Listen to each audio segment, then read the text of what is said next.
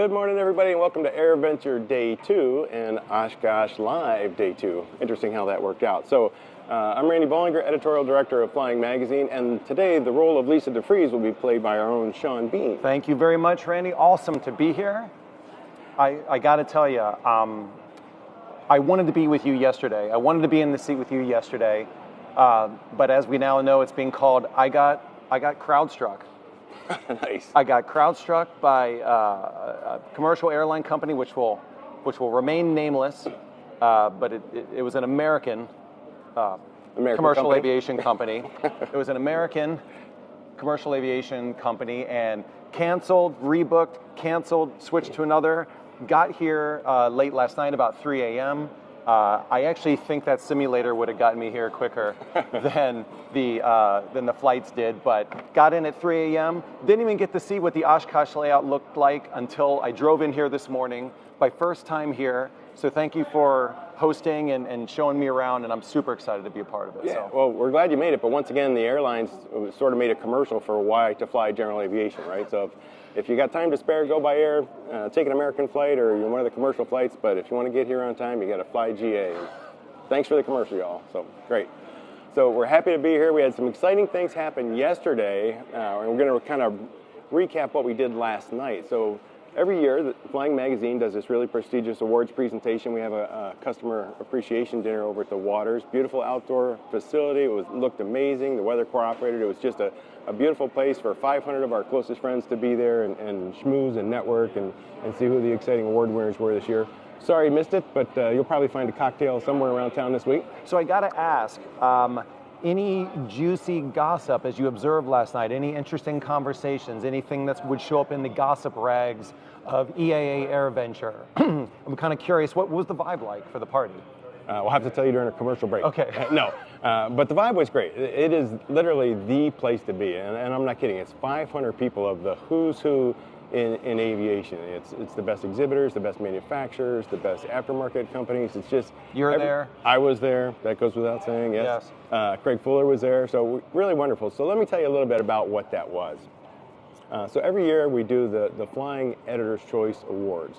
We've expanded it a little bit this year because now that Firecrown is the world's largest aviation media company, we've got really knowledgeable and learned and well-respected editors from other publications. So nominations came, kind of leaned on the other editors from Plane and Pilot and Kit Planes and AvWeb, and there was lots of nominations that came in, and we picked 6. And every year the categories change just a little bit. What we did this year was we selected a piston aircraft manufacturer, we selected a turbine aircraft manufacturer, we looked at propulsion companies, which include piston engines, turbine engines, even electric motors this year because there's aircraft flying on electric motors, of course. We picked an avionics company, something that you would find in an electronic flight bag or mobile apps was a category, and just gear. So let me tell you who the winners were if you haven't seen this, and we're going to show a little bit of B-roll here. But so this is an exclusive. Oh, it's exclusive. Oshkosh Live exclusive. Let's go to Randy. Picture the drum roll, hear the drum roll, cue the drum roll audio, and roll that beautiful bean footage. Okay. All right, here we go. There's no audio. Okay, well, sorry, but enjoy the footage, and we'll tell you about what the awards were. So, the award winner in the piston category was the Tecna Mentor. We're going to talk a little bit about that later, but that one, the piston category. The turbine category was the Embraer Phenom 300E, just an amazing aircraft to fly 10 of your closest friends anywhere you want to go in luxury. The Rotax 916IS. Kind of a sleeper and a surprise in the propulsion category, but they're really revolutionized, and you'll see the connection in this later, but it's really kind of revolutionized power plants and fuel economy and flexible fuel. Avionics, we went with the Avionics Sky Sensor, which provides weather and traffic and sort of those kind of things that are important. EFB, we went with ForeFlight, the Sentry Plus, which is a gadget that I think is almost ubiquitous in aviation. So in addition to getting your GPS and weather, it's got a carbon monoxide sensor, it's got a G meter in it, kind of fun if you're out there pulling G's and you want to see how hard you're pulling it. And of course the Bose A300 wireless headset. You can put the boom on either side. It's a really wonderful product. Those were the 6 Editor's Choice Awards. And then the next one was Reader's Choice. So Editor's Choice, kind of an in-house thing. We take the nominations, we haggle over, you know, the merits of all the nominations that we had, and we pick those 6. But for Reader's Choice, we put that out to cyberspace. You know, it went out on video or went out on Facebook and our websites. We took all the entries in, and overwhelmingly, it was the 4 Flight Sentry Plus. Wow. Was the Reader's Choice. What a vote of confidence. People vote with their wallets, right?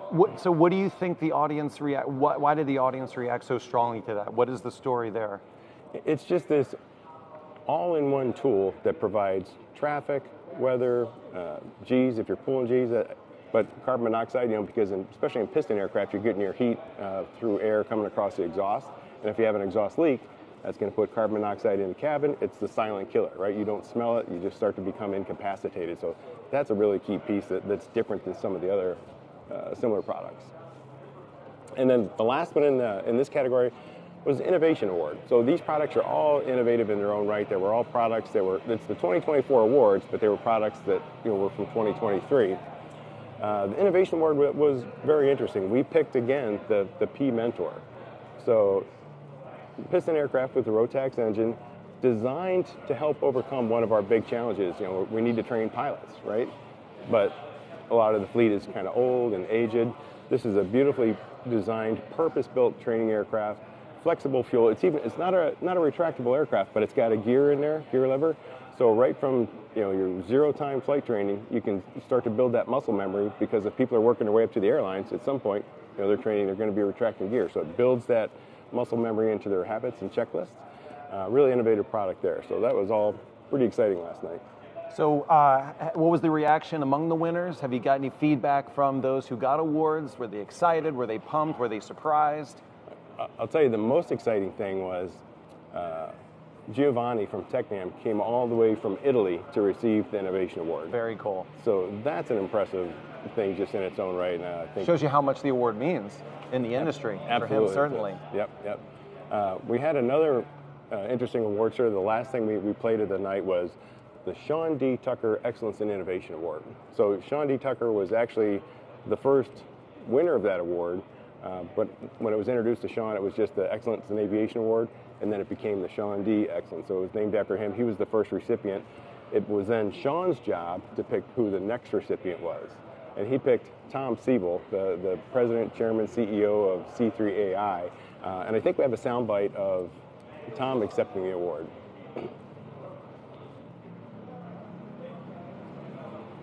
Just a humbling experience to stand before you. The last time I was at EAA, it was in Rockford, Illinois, so that might have been about 1968 or 69, I think, so it's been a little while. It has just been, you know, aviation, you know, unlike golf, you know, aviation gives a lot more than it takes. And it's been, you know, just a great experience to be able to fly with people like, you know, Sean D. Tucker. So that was pretty wonderful and Very impressive cool. to have him show up as well. So I don't know what you know about Tom. I didn't know too much until I had the pleasure and opportunity to talk to him. Yeah. Actually, if you pick up the Oshkosh, the AirVenture issue of Flying Magazine, there's an interview with Tom in there, or in-depth interview. Really interesting guy. Super accomplished. He has multiple aircraft, flies them all. The most impressive thing of him, so this award is built on somebody that's really strives for excellence and resilience and humility and gives back to the aviation community. Tom embodies all that. He's a philanthropist. He uses aviation in every aspect of his life. He uses his business jet for business travel. He uses his other aircraft for fun and for training and to make himself a better pilot. He uses aviation for philanthropy to give back. Just really wonderful guy. And when I interviewed him, man, he was super jazzed about his Gamebird, which is an aerobatic aircraft. Just a really interesting guy. But the thing is that I learned from him, you can learn something from every pilot if you listen. If you don't talk, we all have stories we like to tell, we all like to talk, but if you listen to other pilots and you're paying attention, you can learn something. What I learned from Tom is he flew 300 hours last year, which is pretty good for a guy with a busy day job running C3AI. Yeah. But out of the 300 hours he flew, 150 hours of that was dedicated to training. I maybe did 10 hours of training last year, right? That's shameful. But 150 hours, so he inspired me to do more, and that's why he strives for excellence. That's excellent. Wow. Yeah. What a story. Great story. So We're going to have an opportunity to meet with Tom a little bit later on. Sean Tucker and Tom will be here to talk about, I can't say because they haven't been to the press conference yet, but they've got some exciting news they're going to reveal a little bit later on. So we're excited about that. Let's see what we've got. So we've got a couple different guests coming up today. We're hoping to hear from, one of our guests is here now. We've got some interesting friends that are going to come and talk to us about hangar space, which is a problem we all have. Anybody that's been at an airport and has had your aircraft parked on the ramp gets pretty frustrated when you drive by and you see a hangar door that's open and it's got boxes stored in it, right? So the hangar should be for aircraft. In fact, there's a FAR, there's a regulation about that. Still, somehow people find their way into using hangars for cheap personal storage, but we're going to bring some folks on there going to tell us how they crack the code about buying and creating new hangars. That's awesome. I got to tell you what, so you're sitting here, and it's very crazy because I was on the audience side, I was on the live stream side as I was sitting trying to get my flight here. So I got to follow along here and there on your broadcast yesterday, and it seemed like there was, just looking back at your view on how day one was, and even following the live stream, hearing Russ Niles talk about the fuel summit and even the beef and the conversation and the intense conversation having there, the Garmin segment, Kaylee's remote with Craig Fuller, who of course is the head of Flying Media Group. A lot of great stuff there. So as you look back, not with a lot of time, how would you view day one, having been here many times before? Oh yeah, I've been here many, many times.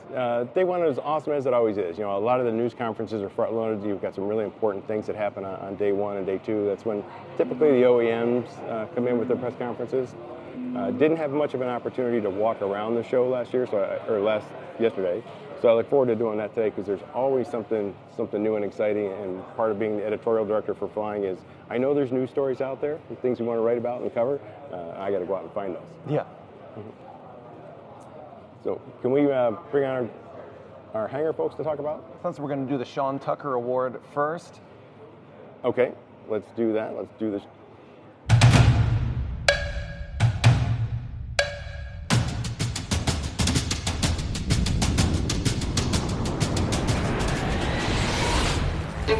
I just remember when I was a little boy, I dreamed of flying all the time, and when I was an adult, I dreamed of flying all the time, and I still dream of flying all the time, and now I get to realize that dream. Safety is everything. If you're going to play this game, you need to play it at the top of the game, and you have a responsibility to the aviation community, you have a responsibility to your family, you have a responsibility to your friends. We all want to be responsible pilots, and I hope that I will be considered a responsible pilot. My goal in aviation is just to be the best I can be every day. I've flown to 3 continents in the same day. I've landed on mountaintops. I've landed on highways in places where it's legal to land on highways. I've done a lot. But I think the best experience that I had was aerobatic formation flight with the Chilean National Aerobatics team and Sean Tucker. That was just the experience of a lifetime. High performance aerobatics in formation with extraordinarily competent pilots. My company, C3AI, is a world's leading provider of massive scale enterprise AI applications for contested logistics, for predictive maintenance for aviation, for stochastic optimization of the supply chain, demand forecasting at some of the world's largest corporations and Department of Defense intelligence community.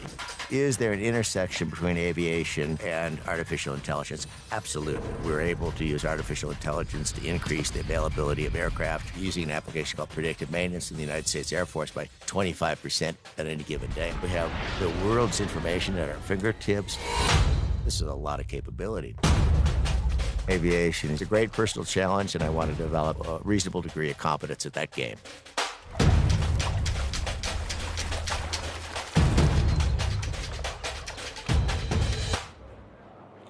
So pretty impressive, huh? What a really interesting guy, what a really interesting and wonderful advocate for general aviation. So we do another really cool thing. It's called ILAFT. It's flying. I learned about flying from that. I'm really good with acronyms. That's good, because a lot of people may not know that. Yes. But it's our longest running segment. You know, and Flying Magazine's coming up on 100 years old in 2027. ILAFT has been around for the bulk of that. And it's sort of harrowing experiences that pilots have, but they all have a happy ending. You live to tell about it, and as pilots, we all learn about that. So we want to show you where to find ILAFT. We've got a promo to show you right now from Rob Ryder, who creates our podcast. Hi, I'm Rob Ryder, host of Flying Magazine's I Learned About Flying from That podcast. Join me as I interview pilots who get into dicey situations and live to tell about them. You can get I Laughed wherever you get your podcasts and learn some of the flying lessons that sometimes only experience can teach. It's brought to you by Avemco Insurance. I learned about flying from that, from Flying Magazine, fueling the passion for flight since 1927. All right, welcome back. So we're joined here on stage with Ken Hinkes. We talked a little bit about the issue with not having hangar space and how frustrating it can be when you drive by and see hangars with boxes in it. Ken sort of cracked the code. He's got 46 locations around the country where he's putting flying. So tell us how you did that. I wish I had 46 locations. We're building 46 hangars at the Double Eagle Airport in Albuquerque, and we are exploring other locations around the country. The problem with general aviation hangar development nationwide is that real estate developers shy away from leased property. They generally find it difficult to finance construction or get permanent lending on property that is leased. That's number one. Number two, if you walk into any bank or credit union and say, I want to borrow money to build airplane hangars, well, first of all, they can't spell hangar. They use E's. ER. That's number one. And number two, they see it as such a limited, narrow category of development. They have no experience. And so immediately when they go into a committee and they start talking about, well, this guy wants us to lend money on hangar development on leased land, they go, yeah, that's going to get us in trouble for sure. They generally just stop it right there, right? So I've been a real estate developer for 35 years. We build luxury condominiums, shopping centers, office buildings. Our developments are usually urban revitalization, so we're in tough neighborhoods where we have to collaborate with merchants associations and neighbor associations and the city building departments and so I have pretty thick skin when it comes to real estate development. In 2019, my son Jack said, Dad, teach me to fly. I've been an active aviator for 54 years. I was reading Flying Magazine when I graduated high school in 1969. Thank you. And so we bought a Skyhawk, and we quickly learned that there was nowhere to keep it. We're in Albuquerque. There are no available hangars. There's a waiting list for hangars. Jack said, Dad, let's build hangars. Right. How hard can it be? Let's solve the problem. So, fast forward, we developed a template that works for FAA airports with regard to the lease itself. And then, in collaboration with title companies and banks, we figured out how to create a purchase agreement and a sublease that allows for all the interested parties to come together and successfully navigate those sand traps that generally kick out most real estate developers. Okay. And so we broke ground last November on our first 31,000 square feet in Albuquerque, and it'll be completed the middle of August. Our second 20,000 square feet is about to begin. We've been very well received.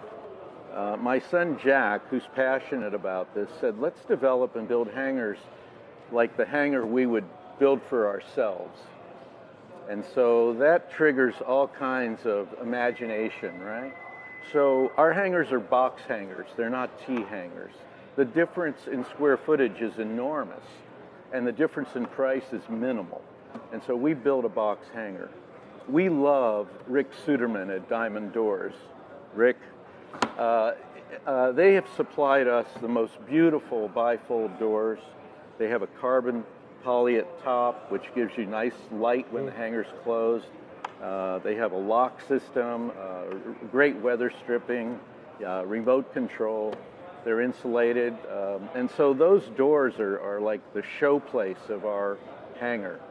And we have floor drains, we have 3/4 bathrooms. Each hangar has its own individual 100-amp panel so that our owners can develop that hangar over time. They can build a mezzanine, they can put in crew rest quarters, a kitchen, big Bathroom. screen TV, they can do flight planning, they can put in security cameras, and so it becomes that place that enhances the feeling of aircraft ownership. Most people that buy a new airplane find themselves either in a substandard old hangar that has very few amenities, or in a community hangar where they can't touch their airplane. They can't move it, they can't work on it. They're trapped. They're trapped. And in many cases, they can't spontaneously take the airplane because it might be 6 back. Right. I know, where we keep the plane, we've got to give the FBO 2-hour notice to get our plane out. And they're great, but it's still an awesome effort to move 5 planes out of the way and puzzle them back in, right? And not damage them. That's right. So the idea of folks being to have their own hangar is an enormous value added to aircraft ownership. When I talk to pilots, and we have dozens and dozens of pilots now seeking shelter, they all say the same thing. My spouse doesn't want to come out on a Saturday Always a spouse. and hang out with me.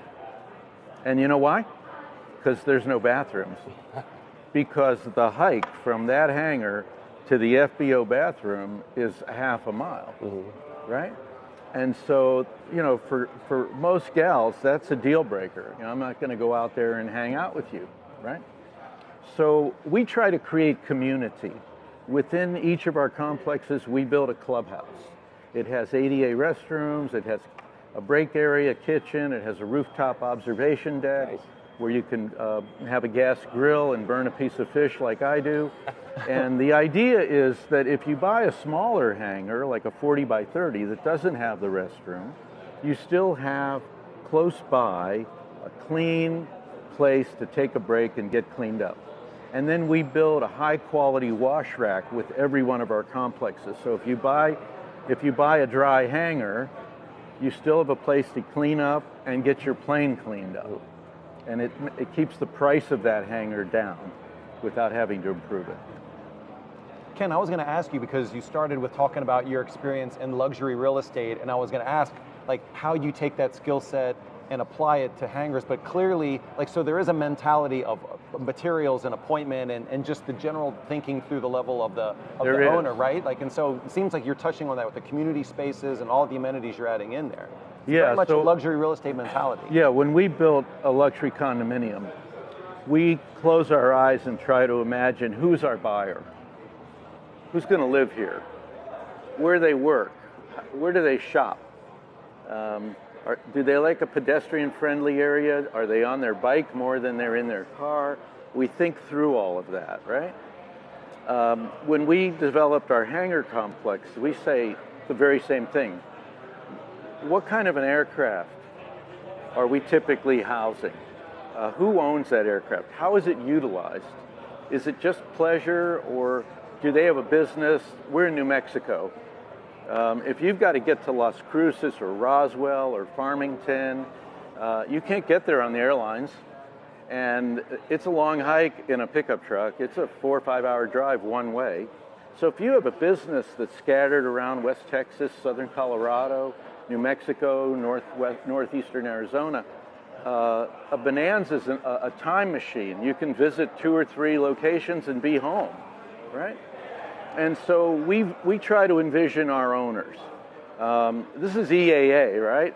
So we have a lot of owners who have an older aircraft that they've restored, like a single or twin Comanche, but they've also started an experimental build. And they surprise us when they come to us and say, yeah, I have a Bonanza, but I want a 60 by 60 hangar. And I go, why? Right. And then we find out that they're project driven. They have so much that they've been pent up. I've got a wing in my garage, but I can't go any further. I need space. I need tools. I need power.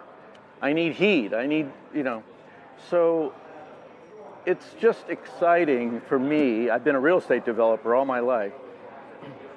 To be developing for my pals. Yeah. People I really relate to, who I understand. We're all passionate about our airplanes, and having high quality shelter for your airplane is a value added that it's more than beans and rice, as we say in New Mexico.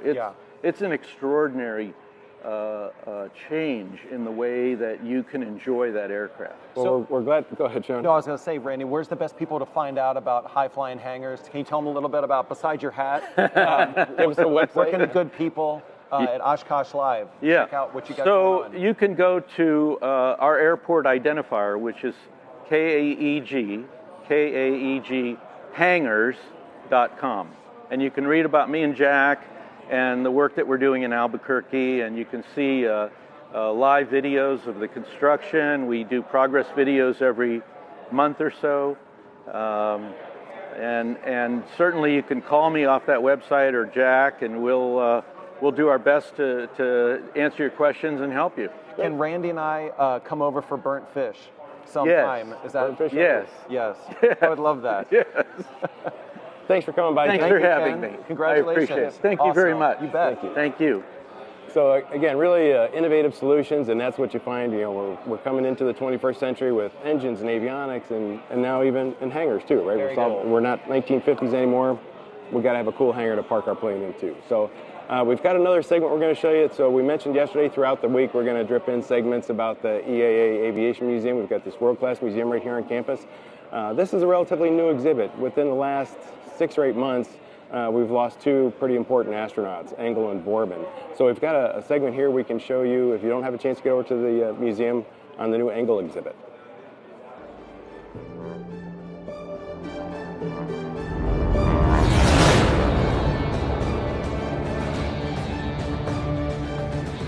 Hello, I'm Chris Henry, the EAA Aviation Museum Manager. We're standing in front of the Engle exhibit. Joe Engle is the perfect astronaut to be featured at the EAA Aviation Museum. His career mainly focused not around space capsules, but rather winged spacecraft. So he flew first a long career in the Air Force, test pilots, but eventually got into the X-15, which was a highly sought-after classified test aircraft.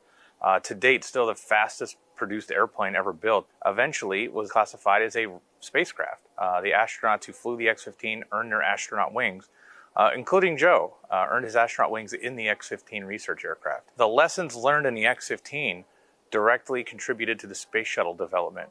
And even though Joe served as an Apollo astronaut, both working on different missions, including backup for Apollo 14, after serving as ground support for Apollo 13 and support for later Apollo missions, it was the shuttle that was going to be truly his love, if you will. He flew ALT test missions, which is where they actually took the space shuttle up on top of the 747 and would launch it like a giant glider to make sure it would work, and then flew STS-2 and STS-51.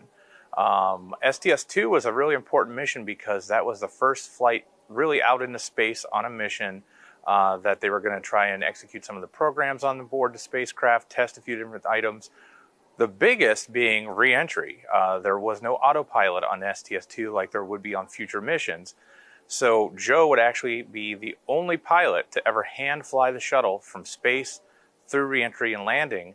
His inputs would be copied and the autopilot would be developed off of those inputs. Some of the cool items we have in our exhibit are those handwritten notes that were on the knee board Joe had on STS-2, making those inputs, writing what he had to do to correct it and land the shuttle by hand. Joe's a pretty humble guy, and I asked him once, what was it like flying the shuttle? His reaction was amazing, and he said, once you slowed it down through Mach 12, it was just like a big cub. Our exhibit also features artifacts from his X-15 days, his Air Force flying days, his time in general aviation, as well as his time supporting EAA and the Commemorative Air Force with different youth activities and outreach. Joe is a very generous person in that regard. We have a progression of artwork on the patches that he would develop for some of their missions, as well as honoring his wife, Jeannie Engle. She was actually a Chief Knowledge Information Officer at NASA, and she actually helped develop the first ways that we were able to email the shuttle and then later space station. She helped with cybersecurity. It's important that we feature her in this as well because there are a lot of amazing careers available at NASA, and when we think NASA, I think we always think astronaut, but there's a lot of careers available. Even if you don't want to be an astronaut and fly into space, your talent can be used to help our space program, and Jeannie's exhibit, her corner of the exhibit is certainly a big part of that. We know there's a lot of great activity out on the grounds, but we hope that you make some time to come over and check out our wonderful EAA Aviation Museum.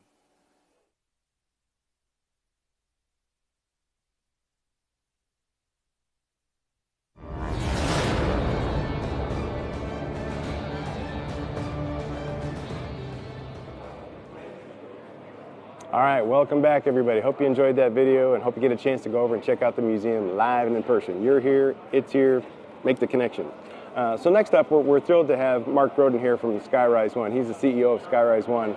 If you get an opportunity to go to their booth, after you hear everything we're going to talk about, you're going to want to go and see it. So walk towards the hangar, real close to our flying display too. So go over there and maybe check out a bundled subscription for all the great, wonderful flying aviation products. So Mark, you've taken something that's really complicated to fly, a Robinson helicopter, and you've simplified it. You've taken all the controls out and put in 2 touchscreen videos and 1 controller in the center. How is that possible? Yeah, it seems kind of surreal, doesn't it? Yeah. Well, what you actually see inside the cockpit really is just the tip of the iceberg. So we do have just 2 touchscreens and 1 control stick inside the cockpit, but behind all of that is a full fly-by-wire architecture and a full fly-by-wire system, which, as many of you know, right, is what's in a commercial airliner. So if you get into a Boeing or an Airbus or a military jet like an F-35, you'll find a big avionics bay, and inside of that, all these boxes that communicate with actuators, and then those boxes communicate with the cockpit and ultimately the pilot. So when I started the company about 8 years ago, the mission of the company is all about making it easier and safer to fly general aviation airplanes and helicopters. And in order to get the opportunity to completely redefine how easy and safe it is to fly these aircraft, what we recognized we first had to do was bring that fly-by-wire technology to general aviation for the first time. And on the back of that, we got the opportunity to redefine what the cockpit looks like, which now, of course, looks so simple. It's just 1 control stick and 2 touchscreens. But actually, the bulk of the work, really, you can't even see. It's invisible to you as the pilot.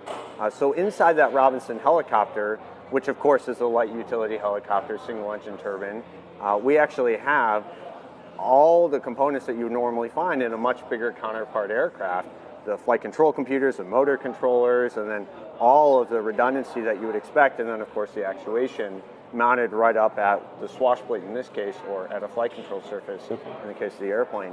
And so because of that triple redundancy architecture behind the scenes, we get the opportunity to completely redefine what that cockpit looks like for the first time.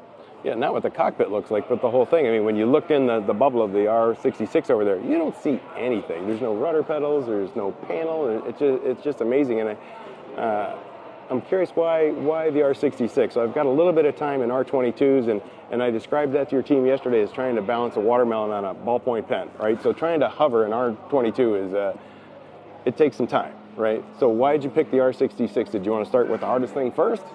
Yeah, you got it. We want to start with the hardest thing first that had the biggest opportunity if we could solve the problem. Okay. So the objective of the company is obviously all general aviation airplanes and helicopters.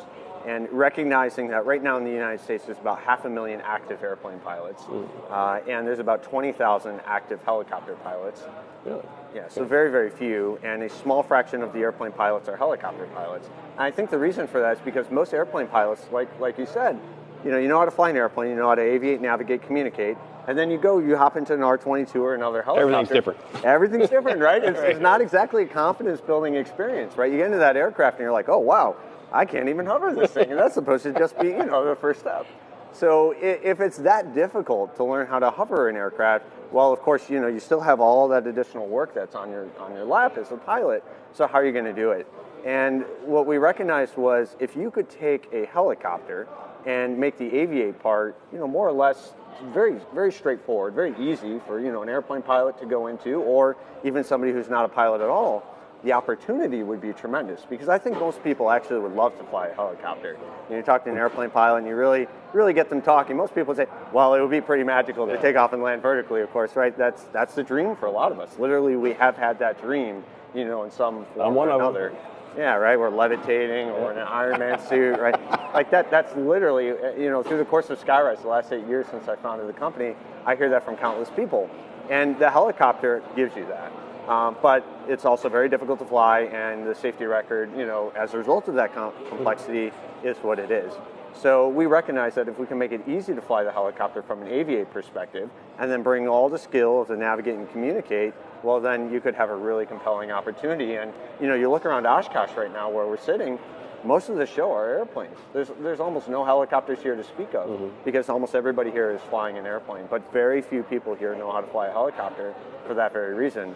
As a helicopter pilot myself, I had the same experience early on. It takes 10, 20 hours to safely hover that aircraft. It's really difficult. And as you probably experienced when you flew Skyrise 1, right? Just slide your finger up and boom, you're in a hover. And we get people doing that in literally 5 minutes. So as compared to what it is today, you get in a helicopter and it's very humbling. It's not confidence inspiring, and you feel like you're going to have a lot of workload on your plate the whole time. You get into our aircraft and you're immediately in a hover, and you're holding that hover until you tell it to do otherwise. I mean, that's just a very different way of experiencing, the joys of flight, and particularly vertical flight.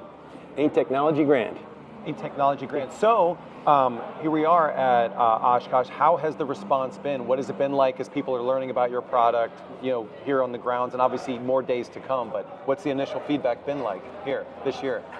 It's been fantastic. So many people come up to our booth and they see the aircraft, and they have some form of, wow, I can't believe this is real. This is surreal. It's not really all that's in the cockpit. All the pedals, as you pointed out, and everything's gone. And folks get really excited, because I think a lot of people in this industry, they recognize that this is the future. When you look at airplanes and helicopters today and you look in those cockpits, imagine 100 years from now, what are our grandchildren going to be flying?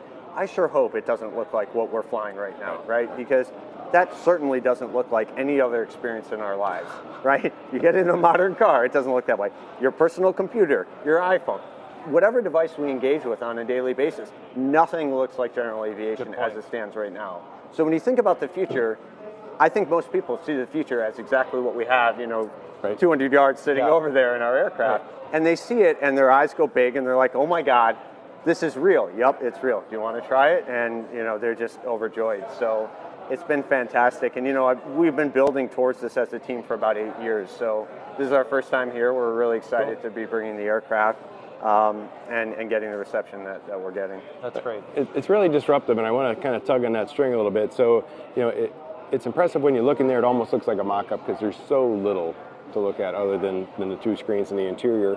And I can imagine that younger generations, new helicopter pilots are going to get into that, and it's super intuitive. What do old school helicopter pilots think about that? Because here's the parallel I want to draw is, when I was at Cirrus, we had this beautiful composite modern aircraft, glass cockpits, and it had a parachute. And some of the old school pilots will say, airplanes don't need parachutes. But over time, it's been, widely adopted as a life-saving measure, which really, it's in there. You don't have to use it if you can feel like you can fly the plane, but it's there for everybody. And even if the pilot gets incapacitated, it's a life-saving solution. So, we've had to overcome some of the naysayers early on, the old school aviators. What do old school helicopter guys think about what you're doing? Yeah, I mean, everybody has slightly different specific muscle memory from whatever aircraft they've flown. And what I would say is most pilots recognize that they don't want to be spending 100% of their time focused on the low-level attitude control of, cyclic, collective, and pedals, which, by the way, doesn't give you any additional extremity to do anything with. Right, like tune the radio. Yeah, like tune the radio. So if you read the pilot's operating handbook, even for the Robinson helicopters, it says, in the event of engine loss, try and restart the engine while in auto rotation. Well, you laugh because it's happened exactly 0 times in history, right? It's not possible. Who's been in an auto rotation and tried to restart the engine? It's never happened. You're just hoping you safely stay inside that newly defined flight envelope in that auto rotation. And when you look at the best pilots in the world, they're flying airplanes like the F-35. And a lot of people that get into our aircraft, they say, wow, this reminds us, those who have had that experience, says, this reminds us of the F-35. And the point there is, if you really want to be leveraging the skills of piloting, you want to be focused on that higher level decision making, the navigation and the communication.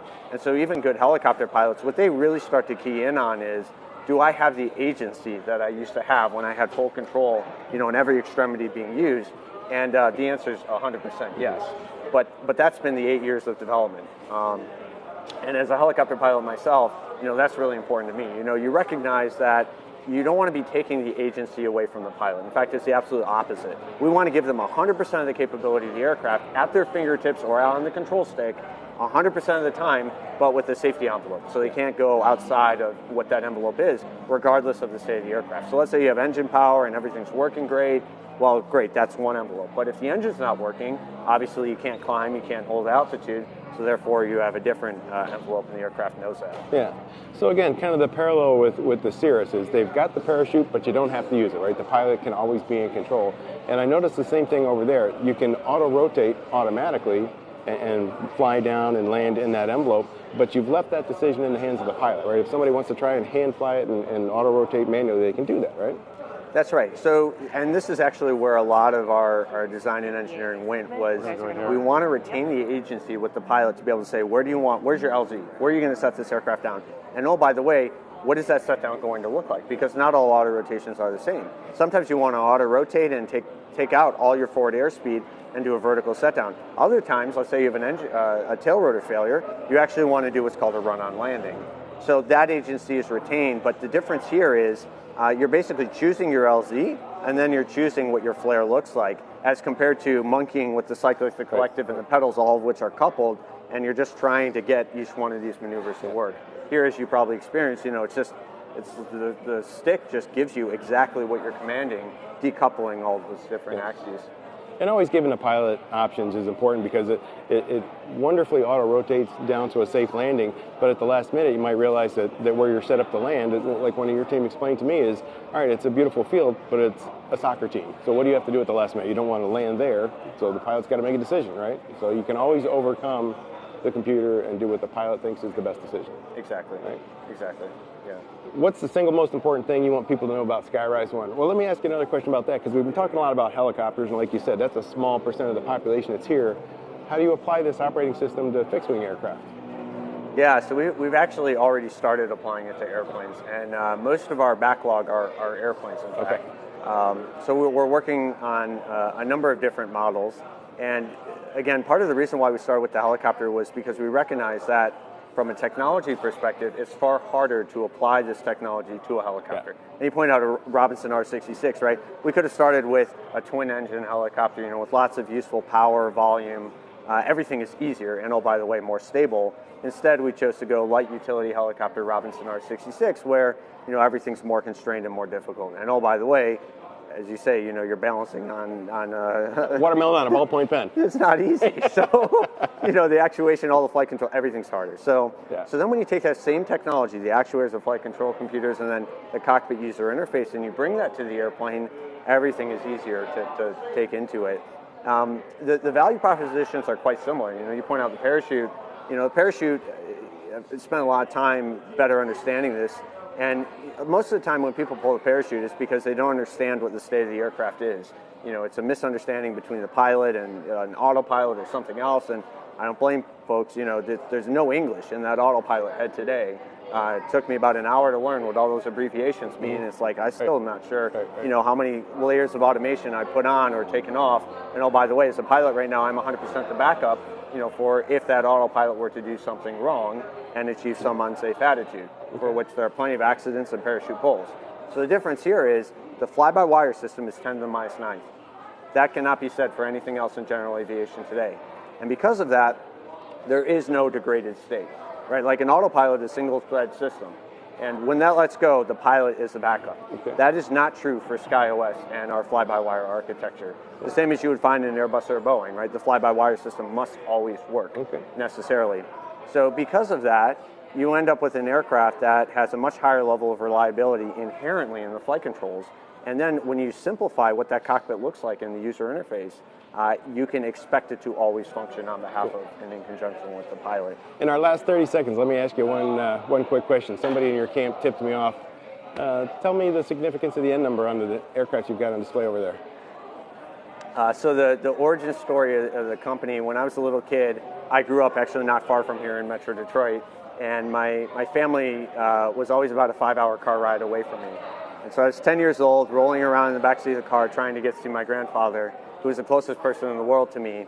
And I didn't see him that Thanksgiving because it was such a long drive and it just didn't make any sense. So he sent me a Popular Mechanics magazine from 1957, and on the cover of this Popular Mechanics magazine is a picture of a flying saucer.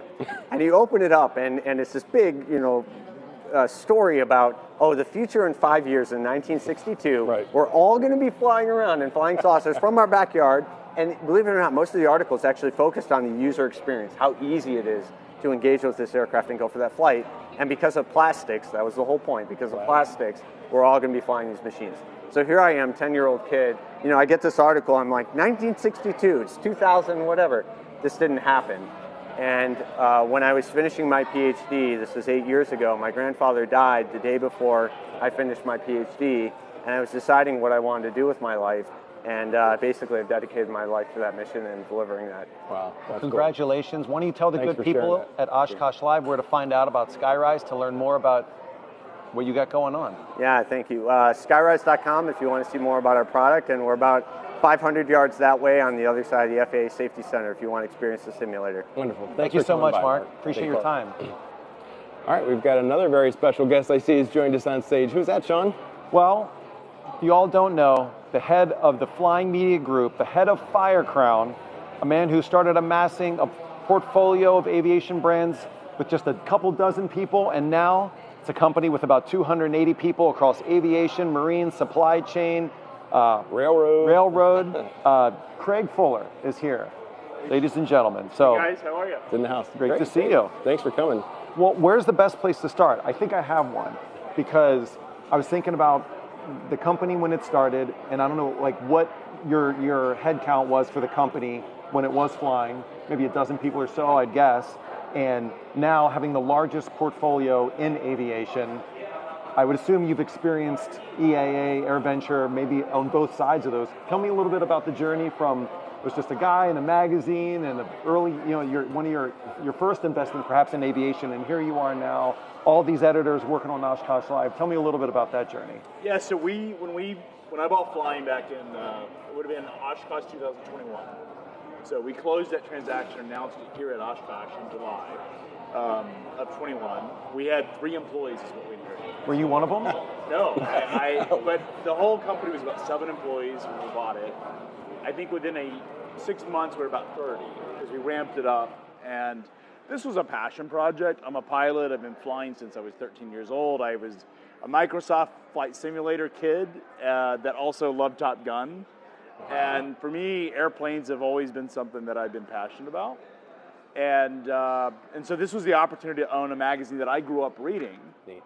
For me, this was, if you think about sports fans would say that Michael Jordan on the cover of Sports Illustrated was iconic. And I think, most sports fans have an iconic moment. For me, flying was my magazine of choice. And I had the opportunity to buy it. I did. And as an entrepreneur, I also thought maybe there's more to be done here. And that's sort of the roadmap that I've followed since I bought flying. But you didn't stop at flying. No, I did stop at flying. We had the opportunity to buy. So if you think about flying has historically been focused on new aircraft. Mm-hmm. And in 2022, we had the opportunity to buy Business Air and Aviators Hotline and a bunch of portfolio of classified listings. So the used market, which is a much bigger market than the new market. And we thought that was an interesting opportunity. So that was sort of our second acquisition. We bought Plan and Pilot, and these have all largely been opportunistic up until about last year, where we bought AdBuyer, and now have rolled them into a whole portfolio. So we have about 20 brands that are in aviation, and we're essentially bringing a lot of digital technology to these brands. We're doing things like Oshkosh Live, which is the first year ever, but we're also we've made significant investments in print, and we're thinking about that. Randy, you joined us, and you're part of the story of the sort of reimagination of what flying will be, and we have some exciting developments. One of the things that I think is exciting, our ultimate issue that we came out this year was a whole new sort of imagination of all these brands and bringing in distinct voices from the brands.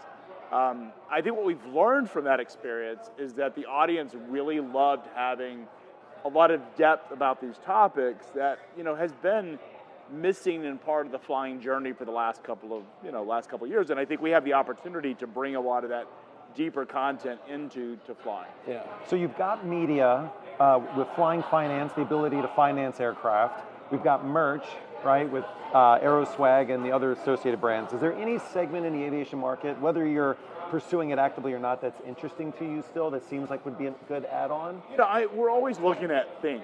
So I look at companies, have a lot of conversations with entrepreneurs and founders. I'm an investor in Skyrise that just came up here a few minutes ago. Very cool. So I have, I'm always looking at opportunities. I'm a small investor, by the way. Like, it's not like I don't even have information rights. Cool, and I know you like merch. The merch is cool. It's a lot of former Icon marketing executives. And Icon arguably has one of the coolest brands in aviation. That, yes. So but like for me, I'm always looking at what's available in the market and having contact with entrepreneurs. I'm meeting with some folks here at Oshkosh about their business, and we'll look at 10 to 20 deals a month. And we only acquire one a month at most. So.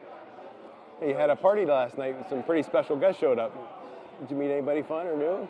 Yeah, I mean, like we honored Tom Siebel, which is one of the sort of old school founders of enterprise software. Mm-hmm. In that sort of same group of Larry Ellison, Tom Siebel, and somebody that I had never met, but happens to love aviation and also business. And so it's interesting to sort of meet someone who this intersection of aviation brings someone in sort of broader corporate enterprise that's an icon in his own right. Yeah. So you ask anybody in software about Tom Siebel, they know him well.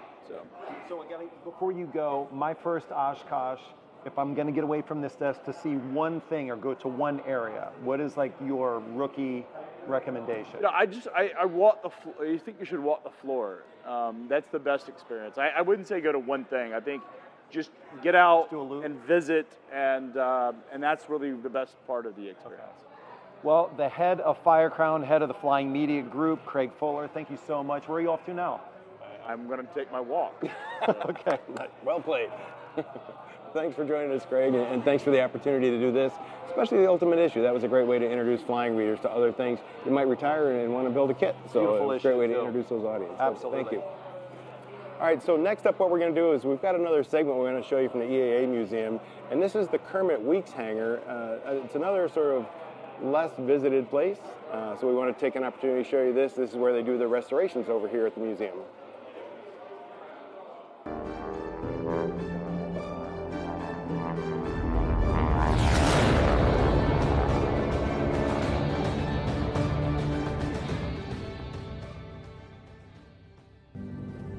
When you line up on that runway and you push the throttle forward, you feel that force pushing you back in the seat, and you just ease that yoke back just a little bit. The feeling that you have broken your bond with the earth. There's not a great way to describe it. It's just you feel free. You feel like you can do anything at that point. Right after we started Redbird, I was walking through one of the hangars at an air show, and I saw these guys with a tent in their booth space, and I remember stopping and just sort of asking them what it's all about, and I remember thinking immediately then, like, that's the kind of flying I want to do. That's interesting to me. 2 decades ago, I think it was 6 or 7 men from Montana were sitting around a campfire. They had flown into, I don't know exactly what strip it was, somewhere in North Montana in the mountains. They were having a beer and said, this is a really cool place. How do we keep this around? They decided, let's figure out this group and call it the RAF, Recreation Aviation Foundation. There are some really, really, really cool places to go fly in this country, which are under threat of going away due to either lack of funds, lack of access, lack of resources. And we are a volunteer group which has a single core mission to keep access to those places. One of the things that struck me early on about the RAF is how welcoming, open, and responsible they are as an organization and as a group of people. They're all very, very conscious about backcountry safety, about just aviation safety. Really, the mission of the RAF to open and preserve these kind of cool places to fly is really born out of their love for aviation. One of the fundamental things that I've found about the RAF is the people. It's not about hey, look at me, I'm so cool in the backcountry. It's, hey, let's go flying. Let's do it safely. Let's go to some of these really, really cool places that we want to preserve. We have relationships with the Nature Conservancy, the United States Forest Service, BLM. We're doing a project at Moose Creek, which is one of the premier strips in the Frank Church Wilderness area, that the Forest Service asked us if you guys would like to build a fence. The nearest road's 30 miles away. You fly in and you can't use power tools. So everything's done, via propane, campfire. We had hand tools that we had to use, and that's pretty special because you're not back there listening to chainsaws and things like that. The occasional airplane, rafters, hikers and things, they're special places, so it's important to preserve that access. Backcountry flying can be kind of intimidating. Even the word is somewhat intimidating. There are areas and there are strips that are very, very technical and very, very challenging. But when we're talking about recreational flying and backcountry flying, it doesn't have to be the 400-foot strip on the side of a mountain somewhere. It could be someplace like Triple Tree out in South Carolina. I think it's like 7,000-foot grass strip, perfectly maintained, just beautiful area. One of our premier strips, North Fox Island, it is a 3,000-foot pristine grass strip cut out of 100-foot tall trees on an island. There's no cell coverage, and you get there and you look up at the stars and go, wow, this is a really, really cool place. I think at least for me, getting into it seemed daunting. We spend all of our time learning and training to fly with a very specific mission. So we're taking off from this flight school, this FBO, this thing, we're gonna go land on these runways, we're gonna come back, and we're gonna do this. There are aspects of that kind of flying and flying in those areas that are not generally touched on in most flight training courses. What are the things I don't know that I don't know yet? If I'm gonna go into this strip and there is no weather, there is no ATIS, maybe there's a windsock, maybe there's not, how do I read the wind? How do I decide which way I'm gonna land? There's all kinds of tribal knowledge, there's all kinds of wisdom out there. If you don't know somebody who's doing it, it's really tough to kind of find those materials and find it from a trusted source. The hope is for Redbird to build training materials in conjunction with the RAF, who are experts in this kind of flying, that can be a trusted source for pilots to go to learn how to get into this. I don't proclaim to be any expert in the backcountry, but I have been doing it for 30 some odd years safely. And the core content that, I think we can work on is planning what to pack, backcountry etiquette, but that's the big thing here is the synergies between RAF and Redbird to create that content, which is for the average user, for someone who's never been. Imagine getting into an airplane, throwing your camping gear in the back, landing in a field, and meeting other aviators out there who are also out there to enjoy nature. You pitch your tent and you go kayak on a river nearby, stay there for a couple days and you fly out. My hope is that what we're doing will inspire seasoned aviators and future aviators to get out and enjoy backcountry and recreational flying.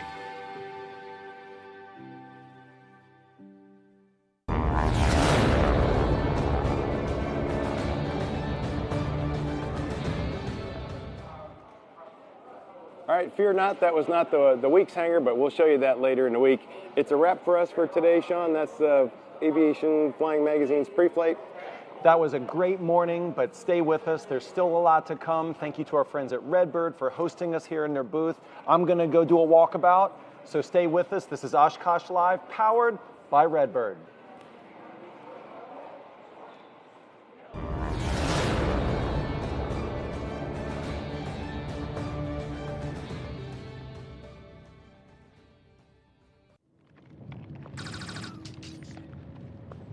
It's happening. Okay, it's happening.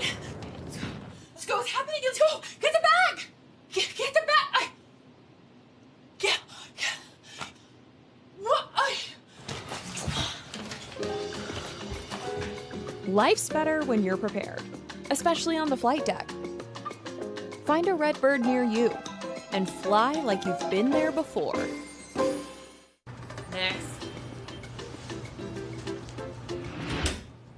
So where do you see yourself in 5 years?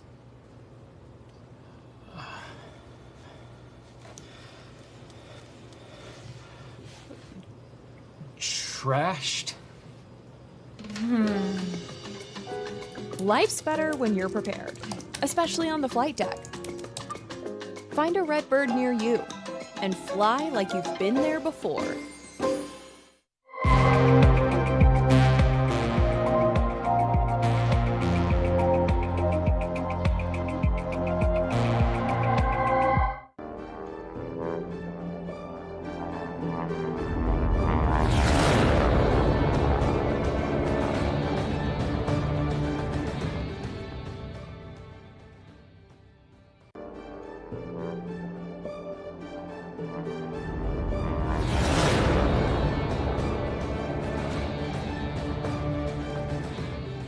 Dick Lipinski. I'm Director of Communications here at EAA. And right now we're in the Kermit Weeks Flight Research Center, commonly known as the Weeks Hangar.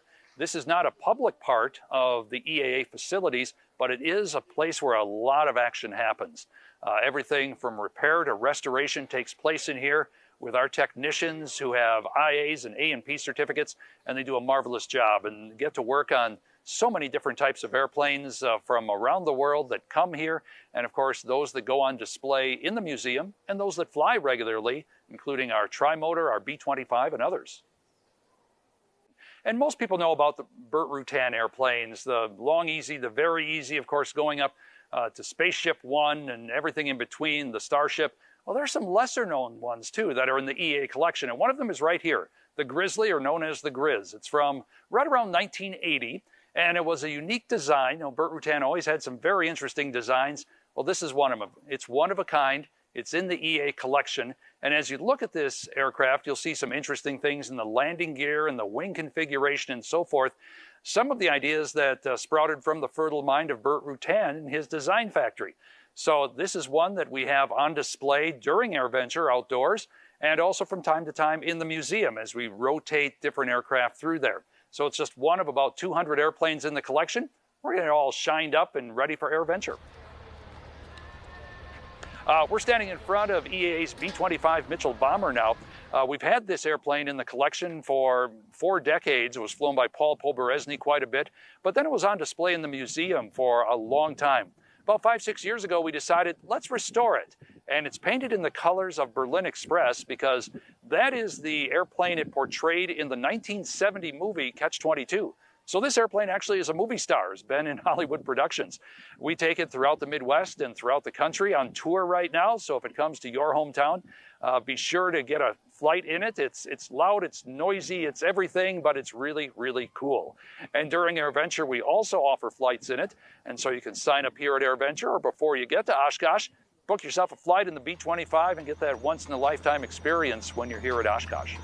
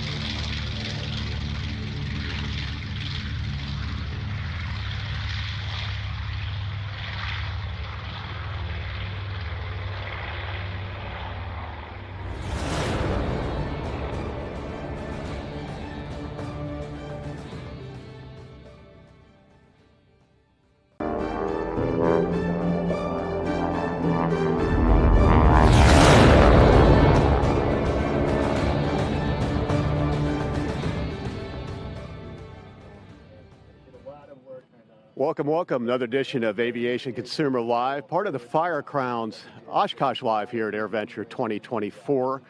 We're here in the Piper exhibit with John Sisk at Audio Authority, who's going to show off the latest and greatest smart ground power unit. And we'll talk about this Piper M700 behind us in a little bit. Dan Lewis at Piper is going to give us a little tour of the M700. John, anybody can kill a battery faster than I can. Avionics guy for a lot of years, and I've flattened my share of batteries.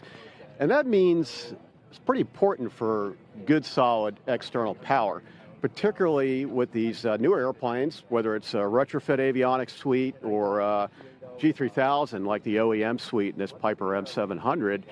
Pretty important to have external power. And that's exactly what you brought here to the Piper booth. Your White Lightning GPUs are powering all the airplanes in this Piper exhibit, keep these avionics going throughout the show. And let's take it from the beginning and how you started in the ground power unit business. You know, ground power units have evolved over the years. I remember as an avionics guy pulling around a big, heavy Bumblebee power cart, you know, big 500-600 pound thing that was really designed to be pulled around on a tug. But we've come a long way with these little GPUs, and they've become smarter than ever.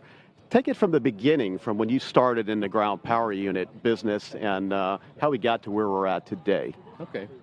Well, for us, the getting into ground power was almost an accident. I was in the 2000s in the STC development business, and Audio Authority was making power supplies that were used for consumer electronics.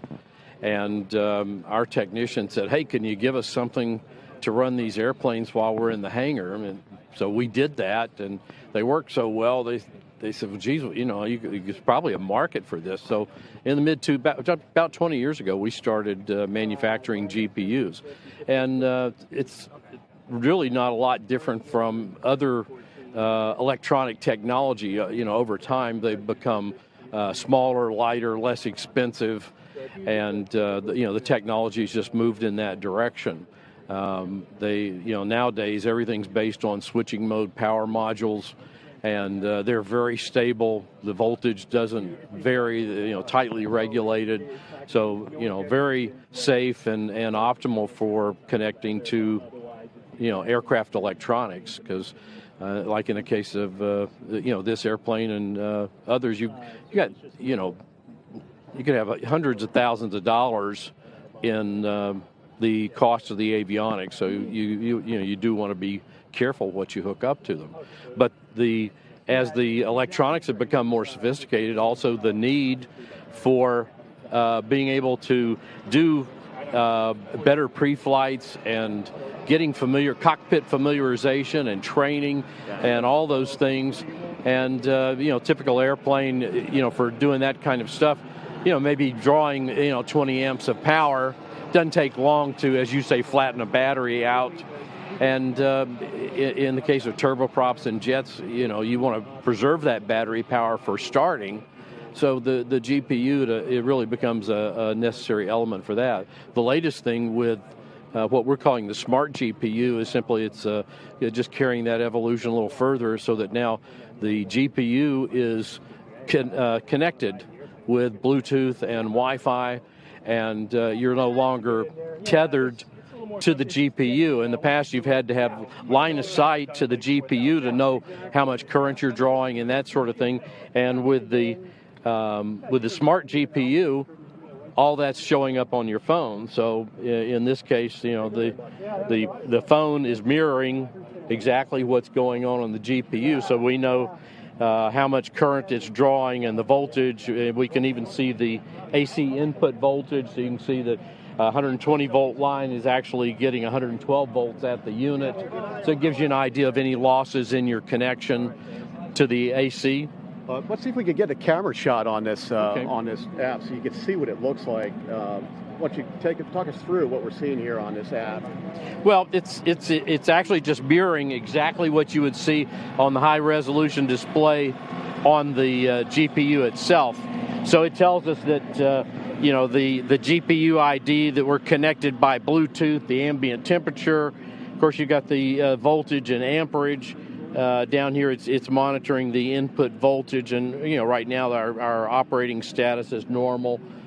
We can even pause the GPU if we need to do that.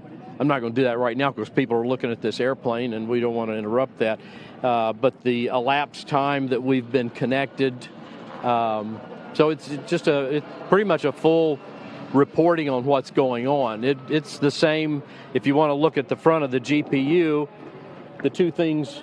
If you can come around kind of on this angle, you can see the display on the GPU, and it's mirroring that. But the advantage of this is that you can take your phone with you into the cockpit or around the airplane. You're no longer tethered to the GPU itself. So that's a a big advantage.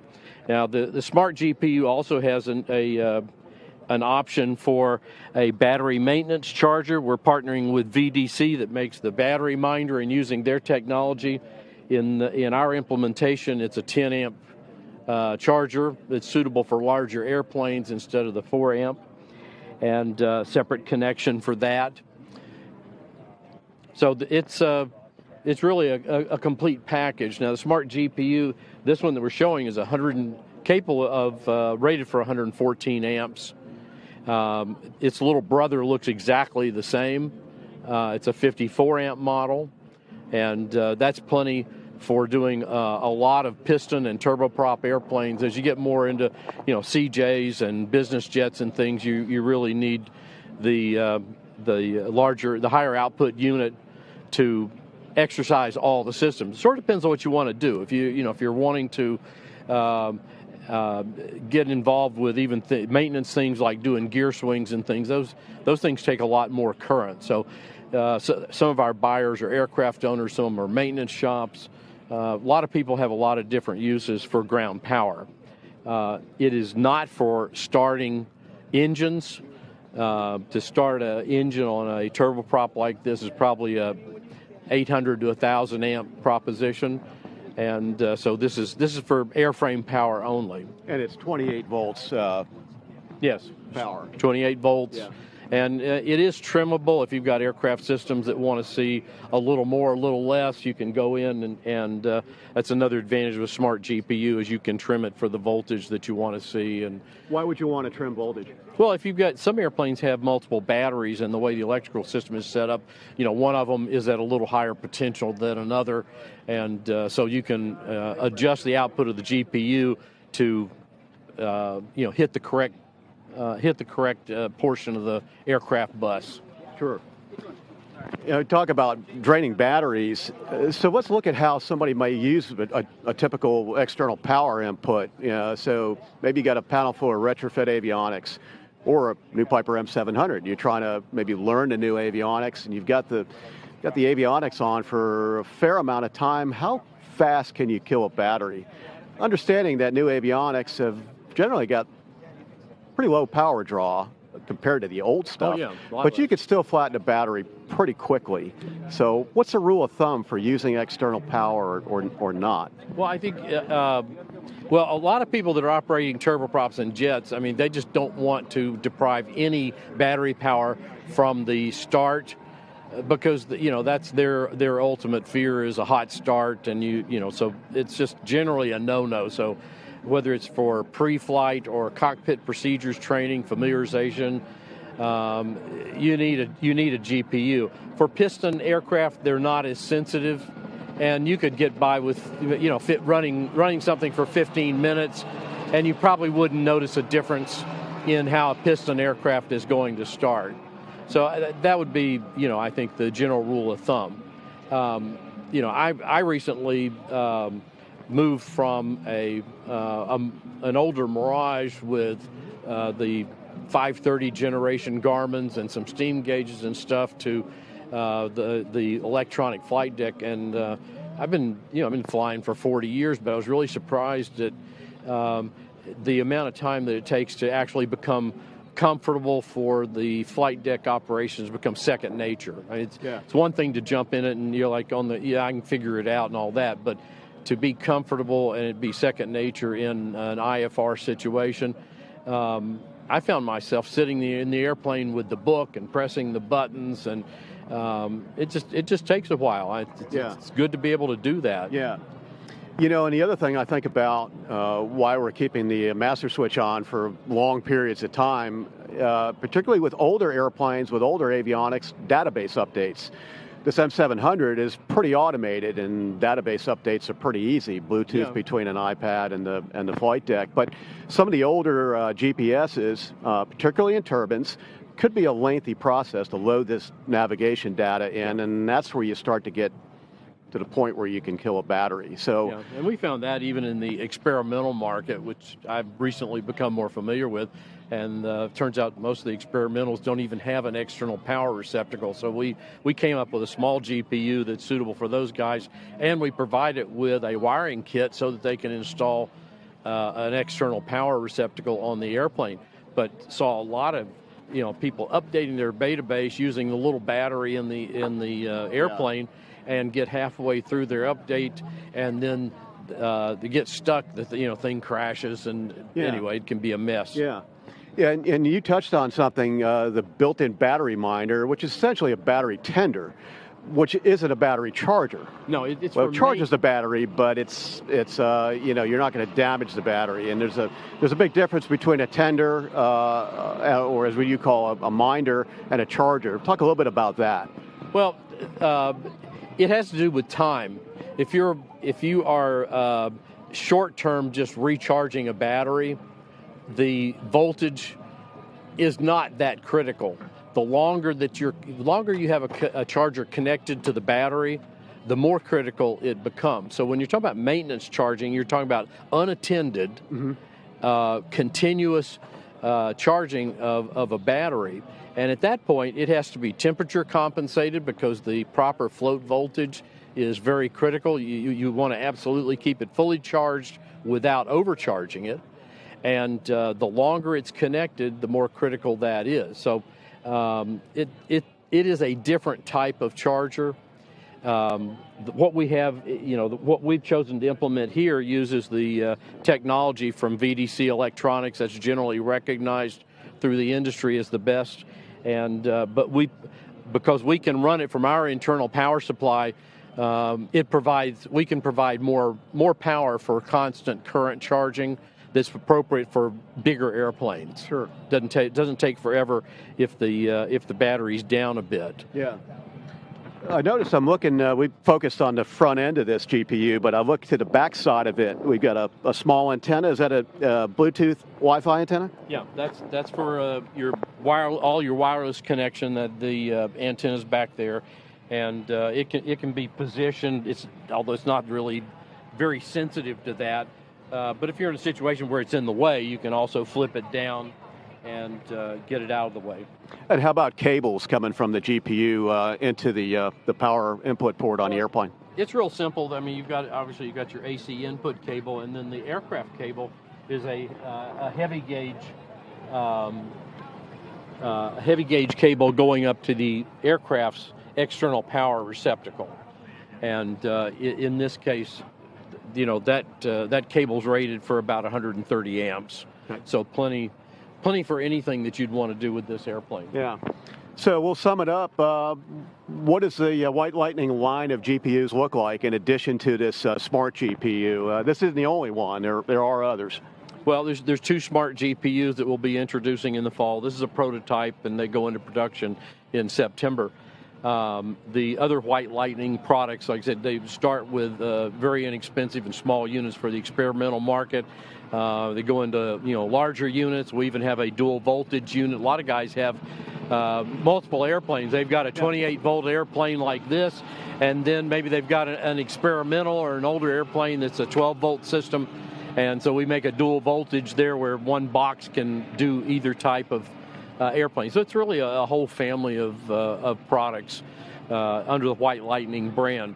Audio Authority is the parent company, and we've been in business since '76. But when you talk about aircraft electronics and people say Audio Authority, it didn't make sense. So we decided to go with the White Lightning brand of these white boxes that produce electricity. Yeah. And so that's actually made a lot of sense, and people seem to like it a lot. So what's the price point of this smart GPU? That one is about $2,500. Its little brother's about $1,600. Okay.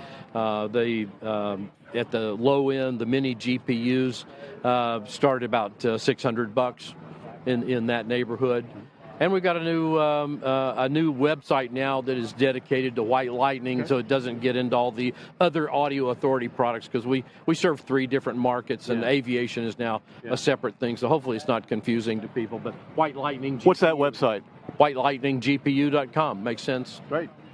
Well, thanks a lot to John Sisk, Audio Authority. Let's turn it over to Dan Lewis for just a short bit. Talk a little bit about this M700. Last time we saw each other was at Sun and Fun, where sort of the big debut for this airplane. How's it been since? It's been well received. Certifications ongoing with the FAA, and we're now pretty much in a good sync. We're on serial number 15 now, so everything's rolling really well. We're working on our international certifications with the EASA, TCCA, ANAC in Brazil, so it's all flowing. We're getting there, and we're on par for all of our deliveries this year. Yeah. You and I were talking a little bit before we came on camera about the auto land capability and some of the other safety enhancing systems in the M700. But pretty easy to sell these airplanes with all that safety stuff.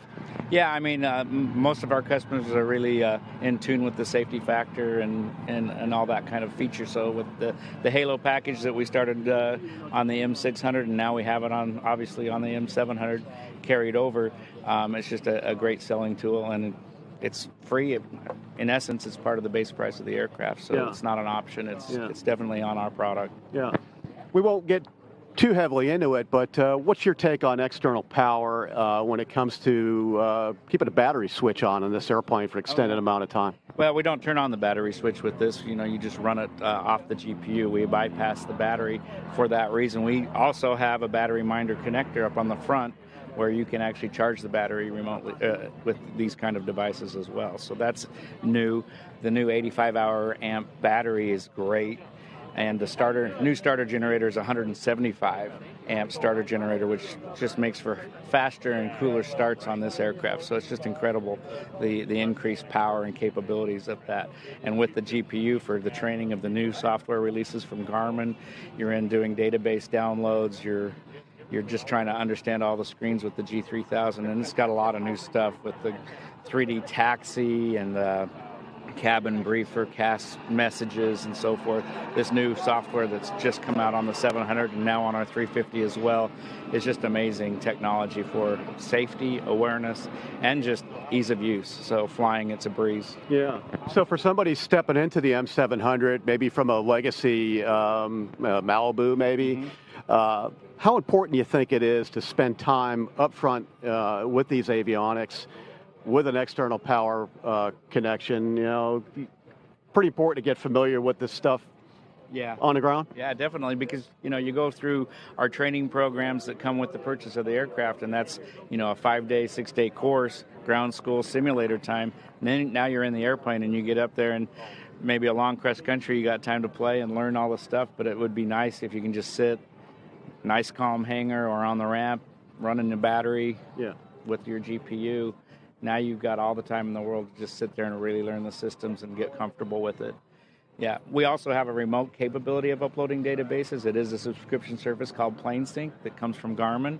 It's super fantastic, but for those of you that like to do it the old-fashioned way with the card loads and either direct, it's also capable with a GPU to be able to take that time and not drain your battery. Yeah.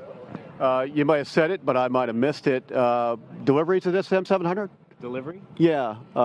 Yeah, we're on the deliveries for all of our sold out units for this year, and we'll start deliveries again in January with 2025.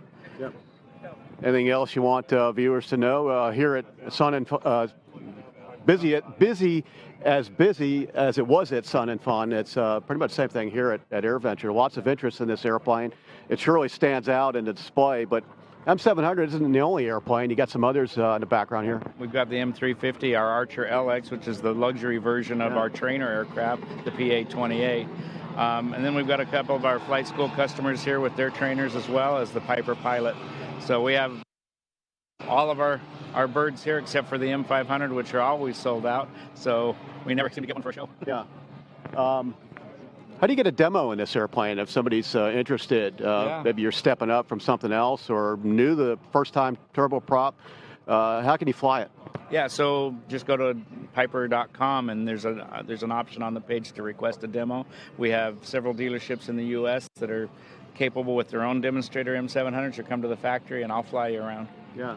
Pretty good looking paint scheme on this airplane too. That's one thing that's always struck me. Fit and finish looks good, and people seem to like this paint scheme. I see the same paint scheme or similar one over on that Archer. Yeah, and on the 350. So we did a family of paint schemes for this aircraft for the launch of the 700, and It's called our Fury paint scheme for the name of the new aircraft. Yeah. Well, thanks a lot to Dan Lewis here at Piper. We always appreciate the time you spend with us. And again, thanks to John Sisk. And thanks to our sponsor for this live segment. It's Lightspeed Aviation, maker of the Lightspeed headset. We appreciate the sponsorships. We keep this live program going throughout the week here.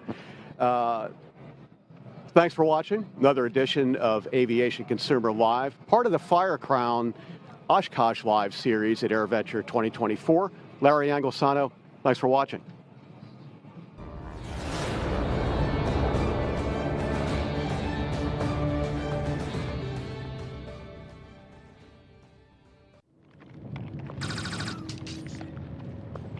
It's happening. Okay, it's happening. Let's go. It's happening. Let's go. Get the bag. Get the bag. Get. What? Life's better when you're prepared, especially on the flight deck. Find a Redbird near you and fly like you've been there before.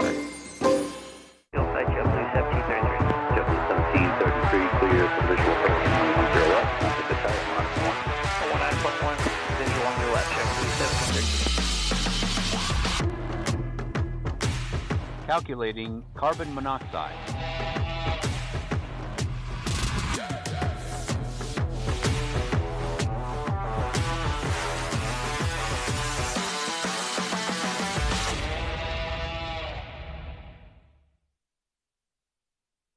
Next.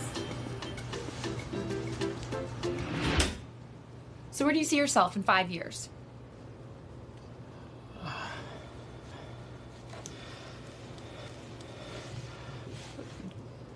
Trashed. Life's better when you're prepared, especially on the flight deck. Find a Redbird near you and fly like you've been there before.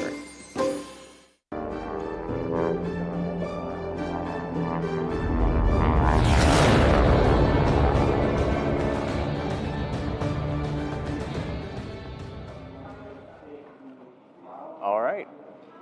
Really good discussion there with Larry Anglisano talking about ground power units. Really, really cool. Well, thanks for joining us for the Airline Geeks Going Pro segment.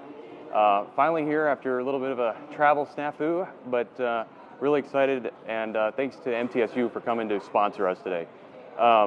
We're here with Captain Wendy Morse, Alpa's first vice president, right? That's right. Tell us what you do at Alpa and some of the work that you're involved in. So I'm Alpa's first vice president. I also am the air safety coordinator, so I have all of safety that reports to me and I support. So it's the fun of it. Alpa was founded on safety. It's very important to us to continue to propel safety for airline passengers and our pilots. Gotcha. So how did you get started in the aviation world? What's your background and how did you get into union work? Well, I started flying in high school. I got a lot of ratings in high school. I went to college. I got my CFI there. I started flight instructing. I then flew corporate for a short period of time, and then I flew for Precision Airlines, which was the predecessor of the regionals, and it was a long time ago. Yeah. And then I came to work for United, and I've been there for 39 years. Union work, I just wanted to make a difference. I didn't want to just fly. I love flying. Continue to love it every day I do it. But I wanted to do something more, and I wanted to give back to the profession. Gotcha. So what do you fly right now? What aircraft type are you Yeah, doing? so I'm a 787 captain. I came off the 777, which I far prefer, but it left Chicago, so I had no choice. So here I am, a 787 captain. I just came back from Amsterdam on Saturday. Nice. It's a great life. Nice. I wouldn't trade it for anything. When I look back at my career, I wouldn't do a single thing different. That's great. That's great. So we're here to talk about single pilot, reduced pilot operations, and some of the work Alpa's been doing to talk about this and kind of produce that messaging. So why don't you give me a little background? How did this start at Alpa? What sparked you all to go out and start, really pushing out this messaging? Well, as I said, Alpa was founded on safety, and reduced crew operations is the single greatest threat to aviation safety. We've worked really hard to improve accidents and incidents within the industry. If you remember, back in the 70s, 80s, into the 90s, there were many accidents, and we just haven't had them. Right. And the reason we haven't had them is we've taken many steps to try to improve aviation safety, and this is reduced crew operations. Here we are at the pinnacle of increasing safety to a very high level, and now we want to degrade it by trying to automate the flight deck, reduce crew operations, and it's the single greatest threat to aviation safety right now, and we want to get ahead of it. So where did this all start? You know, did it start in Europe? Is it something propelled maybe by a large manufacturer in Europe? How did this start? Yeah, you're certainly onto it. So Airbus is the problem right now. Airbus has decided, they have a prototype of an Airbus that has a lab in the cockpit on the flight deck, and the idea is that you will have 2 pilots for takeoff and landing, but one will be in rest. And when the one is in rest and the other one has to go to the bathroom, they will get up and, oh, by the way, there's a radio panel, but they can't reach the rudders or the flight controls. And that is a big problem. So, and the problem is EASA, which is the equivalent of the FAA in Europe, is far too close and is very quick to allow Airbus to certify this. And if it happens in anywhere in the world, it's very likely to happen elsewhere because of the competition of the airline industry and aircraft manufacturers. It's very competitive, so they will feel compelled to do the same. So we can't let it happen anywhere in the world. And the nice thing is, we've worked very hard with our fellow unionists in Europe and throughout the world to start a campaign. Safety starts with 2. And it's a minimum of 2 pilots on the flight deck, fully qualified at all times. So you all have gone out and partnered with other international agencies and unions as well to try to propel this messaging forward. Very much. We're working on several fronts. One of them, as I said, was to keep our union brothers and sisters in Europe working on EASA and not allowing that to happen. And then through the UN, we've worked very hard through IATA to keep the aviation industry safe, and through ICAO to keep it safe. And then we have also, we collaborate with the FAA all the time. And fortunately, they're a good partner right now, and they understand the degradation that less than 2 pilots fully qualified on the flight deck at all times would be a very big negative. So we're working on those fronts. We're lobbying Congress. And you know, significantly, we're prioritizing reduced crew operations in our contracts. So we're actually trading, if you will, negotiating capital for safety like we do because it's so important. Well, and that was my next question for you. You know, it is baked into these new CBAs that were just with Delta and United. Some others don't have it. So this has been thought out for quite a while, if that's incorporated into the CBAs. Yeah. So we've had it at United for a very, very long time. But Delta, of course, as you mentioned, has it. There's a whole bunch of us that have it. Delta has it, United has it, Alaska has it, Jazz has it, Jazz Aviation, Hawaiian has it, JetBlue, several Canadian carriers have it in addition to Jazz. So you have PAL Airlines has it, Bearskin, Perimeter, a lot, and it's a high priority for us. Gotcha. So a lot of people, mostly those maybe outside of the industry, would probably say, you know, airplanes are more automated than they ever have been. What do you say to that? Okay, so how would you like if you had an automated airplane last week when you had the crowd strike happening? Yeah. Imagine that. Right. So yes, they're automated, but the single mode, and we're not anti-automation, we're pro-automation. We're just pro-automation that supports safety, not degrades safety. And you always want pilots on the flight deck to make the decisions. And there's so many examples of times when pilots have had to make decisions. There's no automation that can replace a fully qualified pilot, just none. Well, and it just led me into my next question to you, which is about what are some incidents that you all have seen? I know there was some mention in that white paper that Alpa did, but that were averted because of having 2 pilots on the flight deck. Yeah, I'm glad you mentioned the white paper because that can certainly take people to some really important incidents and accidents and why we think what we think and why it's so important. So, you know, the most recent 2 that we have just this year, you have FedEx in Austin where the first officer through the lights, just a tiny bit he caught out of the corner of his eye just a tiny nav light or a beacon, and he said he called to go around. So how does automation solve for that? They just can't, right? And because we're fully trained and we have proper crew resource management, the captain did exactly what he was trained to do, and that was go around, right? No questions asked, go around. So you have that one. You have the door plug in Alaska, right? On the Alaska flight, you have that door plug. You need 2 fully qualified people. Can you imagine having all this happen on the flight deck and then having to turn around and figure out either full automation or trying to do it with one pilot? Right. And that's the problem with Airbus. So Airbus fully says, their civil aviation manager fully says that once you get to, if you can do single pilot operations, you can do no pilot operations. And that is just a disaster. And there's no reason for it. It's all about trying to save a tiny bit of money, right? And what do you gain from it? You gain a degradation of safety. So you don't want to put manufacturers, Wall Street, shares and stock ahead of safety. It's just silly. There's no reason. They're trying to fix something that isn't broken and in fact break it. Yeah. Well, and then, obviously airlines, it's not a secret, they're generally lean businesses, the margins are low. How do you balance the economic benefits of, single pilot reduced crew operations with, with the safety concerns that Alpa talks about? Right. So look, there's no price you can pay for safety, right? And I always laugh a little bit because pilot costs, it's a little arrogant for us to think that an airline is going to be made or broken on pilot costs, right? It's just silly, and the airlines won't even pass those small costs on to the passengers. What they'll do is they'll take it in their coffers, right? So it makes no sense. It just makes no sense on any level. Yeah. Well, is Alpa, maybe open to collaborating with regulators and manufacturers to try to come up with maybe a compromise or some kind of solution to this that might work better on a cost savings front, or is that a non-starter? Yeah, well, look, you don't need cost savings, right? The industry works just fine. There was a time when the internal rate of return was very, very low. It's not today. Right. The airlines can make money just fine. And like I said, there's no cost. You want to go back to the days when you had an accident every year? Look at Air Florida, right?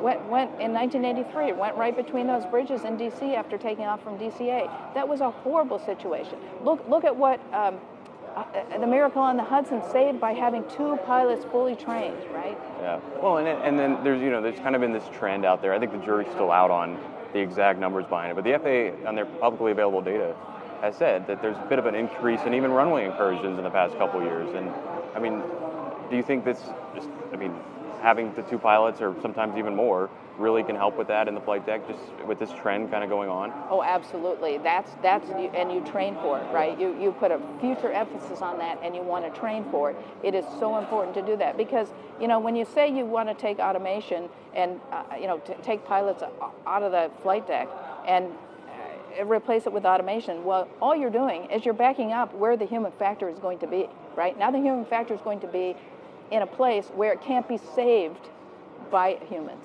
Right. Well, and I'm kind of curious too, where do you, we've talked a lot about Europe and Airbus, but do you see, if this does start to take shape and this does start to happen, where do you see it happening first? And what kind of operations? Do you think it more happens in the 135 world? It already kind of can on some aircraft, but where do you see this starting to take shape more, if it does? Yeah, so I think you see it happening, like you say, smaller operations first to try to test it. And, it's a terrible idea in every way. It just is. Yeah. I guess, Airbus has always kind of been the leader in automation, right? On the airline side, they've certainly come out and, produced aircraft that are very automated. One of the best quotes I had from an Airbus pilot friend was that sometimes I'm an airplane babysitter, jokingly, of course. Are you surprised to kind of see them pushing this forward? I'm not. I've never flown an Airbus. I've never wanted to fly an Airbus for all of the reasons you just described. When I tell an airplane, and Boeing has a completely different approach to things, when we tell the airplane to do something, it does it. And when the pilot wants to override the controls, where Boeing says, maybe I won't do that for you today. Yeah. And that's not a good idea. Yeah. My next question for you, obviously you're a long-haul pilot. Generally, there's up to 4 pilots in the flight deck with you at any time. Can you talk a little bit more about, crew augmentation and has there been any push to kind of maybe say, okay, well, maybe we'll reduce the number of people on these long haul flights? Not at all. If anything, we want to increase Right. them, right? Because you have to be fully rested, and that's what you want. The flying public demands it, they expect it, and they deserve it. Yeah. So you guys, Alpa's been very vocal about this in Washington. Have you guys gotten any congressional support for this? Any, and what does that sort of look like in the near term? I think most Congress people are fully behind the idea that the last thing you want to do is degrade safety and put people in harm's way. They ride on airplanes too. Right. Well, then they ride on a lot of airplanes. They get back and forth to their districts. But so, next question for you, I guess, what about the FAA? I mean, has there been conversations with them?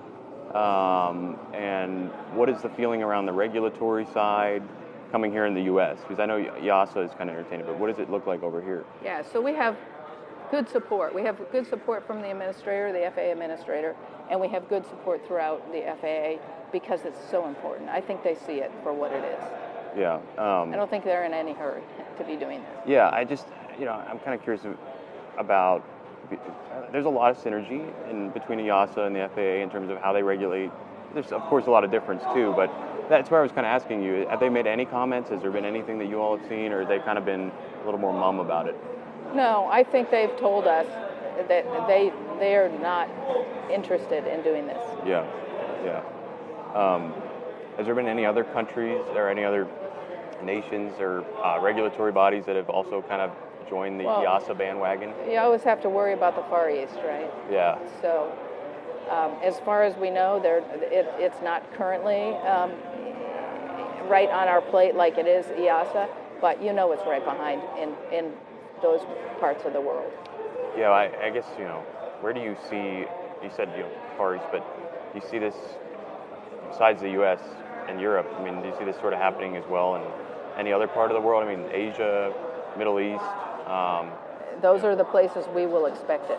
So those are the regulations that we, again, have to use our union contacts in those parts, and that's why we have IFALPA, International Federation of Airline Pilots. Right. So all of our airlines get together to push. Safety starts with 2, and it's Right. at least 2. And why is that? If you had to maybe speculate or give some just commentary around, why would this happen more in the Far East countries? Is it just more of a cost thing that they see? I don't know, except their people are more expendable than ours, is all I can think. They don't have the same value of life as we do. Yeah. Which is sort of sad. Interesting. So, I guess what's next on this horizon? I mean, Alpa's been out pushing a lot of messaging, which Alpa's the largest pilot union in the world, right? 77,000 members. But what happens now? Where do you see this? Like, we're at a juncture now. Where do you see this going? So we get laws passed, right? They're prohibited. We continue to go down the contractual path and get that in our contracts, but we need laws passed. They're prohibited. And was there anything in the FAA reauthorization of 2024 that helped with this, or is that not there quite yet? There are things, yes, that help with our training and those kinds of things. So you wouldn't be doing that if you were planning on replacing the pilot. Yeah. Well, my first question to you is, what do you tell the aviation community that may not really be paying attention to this? That might say, "Oh, this is Alpa again," but like, what is a pilot with a lot of experience like you have? What kind of message do you want to send to the aviation community about this? Yeah, it's very simple, right? Safety starts with 2. There's nothing you can do to automate a flight to replace a human thinking and doing as necessary that's fully trained. There's nothing. And it's silly to think there is, and why take the chance? Why? It's a solution in search of a problem, and it creates problems. It's a terrible idea. Yeah. What do you say maybe more towards the flying public? I mean, people who that don't know anything about aviation, that might even be like, not know some of the backstory of this, how this happened. Like, what do you say to them? Yeah, so I think you say the last thing you want to do, here's an example. I was driving off an exit ramp the other day, and all of a sudden, my car stomped on the brakes. I was lucky. Isn't that annoying when the cars do that? I was lucky I didn't get rear end. Yeah. It was that bad. And can you imagine that in an airplane where it just decides, okay, I think I'll slow down now, and the thing crashes. Mm-hmm. So I think the flying public is in no rush, and those are our surveys. They are in no rush to see this kind of thing happen. They don't want to see it at all. Oh, that's a great question. So I know Alpa's done some surveys. Can you talk a little bit about that? Yeah, so they highly favor pilots on flight decks. Yeah. They want humans doing the work. Yeah. Was it a poll of the public people, or was it people in the industry, or? It's a flying public. Okay. Yeah, and it's overwhelmingly they feel that you absolutely need pilots and humans flying planes. Nice. My next question too is, in the next 20, 30 years, there's been a lot of talk about these eVTOL airplanes, and I think the premise of these, from my viewpoint of looking at them, covering them for a long time, is that these are designed to be kind of single pilot operations, and if they fall under that 135 or 121 certificate, that opens up a whole new can of worms. If we enter into this new era potentially of aviation, what do you guys do you guys think about that from an Alpa standpoint? We do. We focus more on the larger aircraft, right. And I think the FAA sees it that way too, because you're not killing a bunch of people at once, you're killing them in small numbers, and I think their standard is low. Yeah. Which is a little sad, because any human life is a human life. Oh, right. But yeah, so a couple more questions for you. We're here at Oshkosh, beautiful day out. Well, it's a little rainy, but it might storm in a few minutes. I want to ask you a little bit about what are some other stuff that Alpa's kind of working on right now? You got single pilot has kind of taken up a lot of headlines recently, but what are some other initiatives that are on the horizon? So I'm going to go back a little bit. FAA reauthorization was a pretty big lift for us, and we got that, and we're very pleased with what Congress has done and the President did with FAA reauth. So we're pretty pleased with that. Obviously, we just want to keep safety at the forefront and continue to push forward with our safety initiatives. And Safety Starts With Two is the biggest one right now, because there's nothing you can do if you don't have pilots on flight decks. What do you, there's the FAA reauthorization came out. Obviously, kind of a big lift for the industry as a whole, right? It kind of created some normalization after the COVID craziness that happened. What are some other highlights that Alpa looked at the FAA reauthorization and was like, wow, this is really what we wanted? What were some other key parts of that? So training, we have simulator standards that are in there, which is super important. Of course, we maintained the retirement age. We kept safety at the forefront, which was hugely important. Yeah. Well, I remember when the FAA reauthorization came out, big thing Alpa was talking about and working on it, and it didn't make it into the bill. It was, of course, age 67. Is there still fear that might come back again? I don't think anytime soon. Yeah. Is there? Well, as the old joke goes, there's time, and then there's government time, and it might take them a little longer to get that kind of back up to speed again. But yeah, single pilot operations, really interesting topic. I've seen a lot mainstream coverage about it, which kind of prompted me to say, hey, let's talk to the people who are really pushing this narrative. And just we're at the record show. Of course, we'll talk to others too. But it's interesting. I've noticed that Airbus and EASA and some of these others have been kind of quiet. About it on the back end, and Alpa's kind of taken that leading voice. I think they were trying to do it in a stealth manner and not let anybody know. Right. And then all of a sudden it was out there, and we can't have that, right? Yeah. It's so important that we highlight this, because, as I said, Boeing doesn't believe the general public wants to see this, right? So, in my opinion, Boeing has it far more right. Yeah. But I've been a Boeing pilot my whole career. Well, I was just going to ask you. You've been a Boeing pilot your whole time. Did you fly the 737?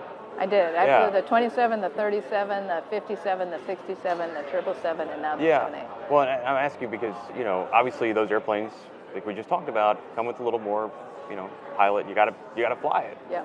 And Airbus is different. Do you find that you said that you picked Boeing aircraft for that reason? Has that always been the case for you? Yeah, absolutely. Yeah. I never wanted to fly an Airbus. Yeah, it's quite interesting to kind of see this changing dynamic in the industry, you know, because we have, you know, an enormous amount of stuff going on, and a lot of changing tides. So. Yeah, and I think we just have to keep, the public is smart, right? Yeah. We just have to keep this in the forefront so somebody doesn't pull a fast one, aka Airbus, and having EASA acquiesce and run to approve it. That's the problem, right? So the more we highlight it, I think the more attention it gets, and the better off the flying public is. Look, when you think about it, everything we do in aviation is because there was a reason for it, right? We take safety and we compound safety on top of safety and we get to a pinnacle. And here we are. Right. So let's not ruin it. And I always heard the saying, I took aviation safety classes in college, and basically the FAA regulations, a lot of them are written in the blood of what happened in the past. I always love to say that. Checklists are written in blood. Yeah. And, you've done a lot of safety work before. People who've done it and are really familiar with SMSs and all that know how important it is to preach the safety message. And it's much better to predict what might happen and circumvent it than to wait for it to happen and say, oh, how do we get here? And that's what we have today. Right. Well, cool. Well, Captain Winnie-Morse, thanks for joining us. Really appreciate you coming on and talking to us. This was a really, really interesting discussion. Very happy to be here. And now we're going to turn it over to Amy Wilder, who's going to talk about, we're going to turn over Amy Wilder from Plane and Pilot, who's next up.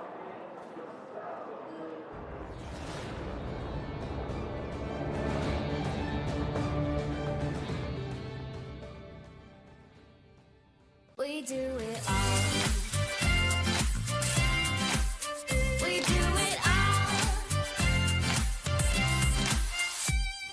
Hundreds of majors, an amazing campus, faculty mentors. You can find what you're looking for at Middle Tennessee State, the University of Opportunities.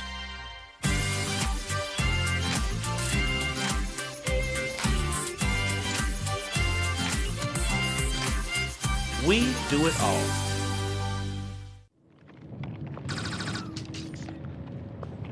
It's happening. Okay, it's happening. Let's go. It's happening. Let's go. Get the bag. Get the bag. Yeah. What? Life's better when you're prepared, especially on the flight deck. Find a Redbird near you and fly like you've been there before.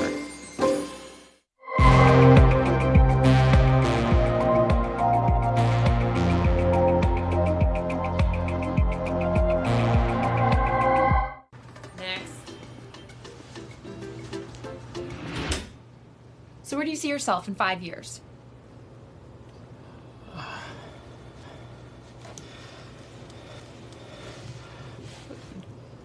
Trashed? Life's better when you're prepared, especially on the flight deck. Find a Redbird near you and fly like you've been there before.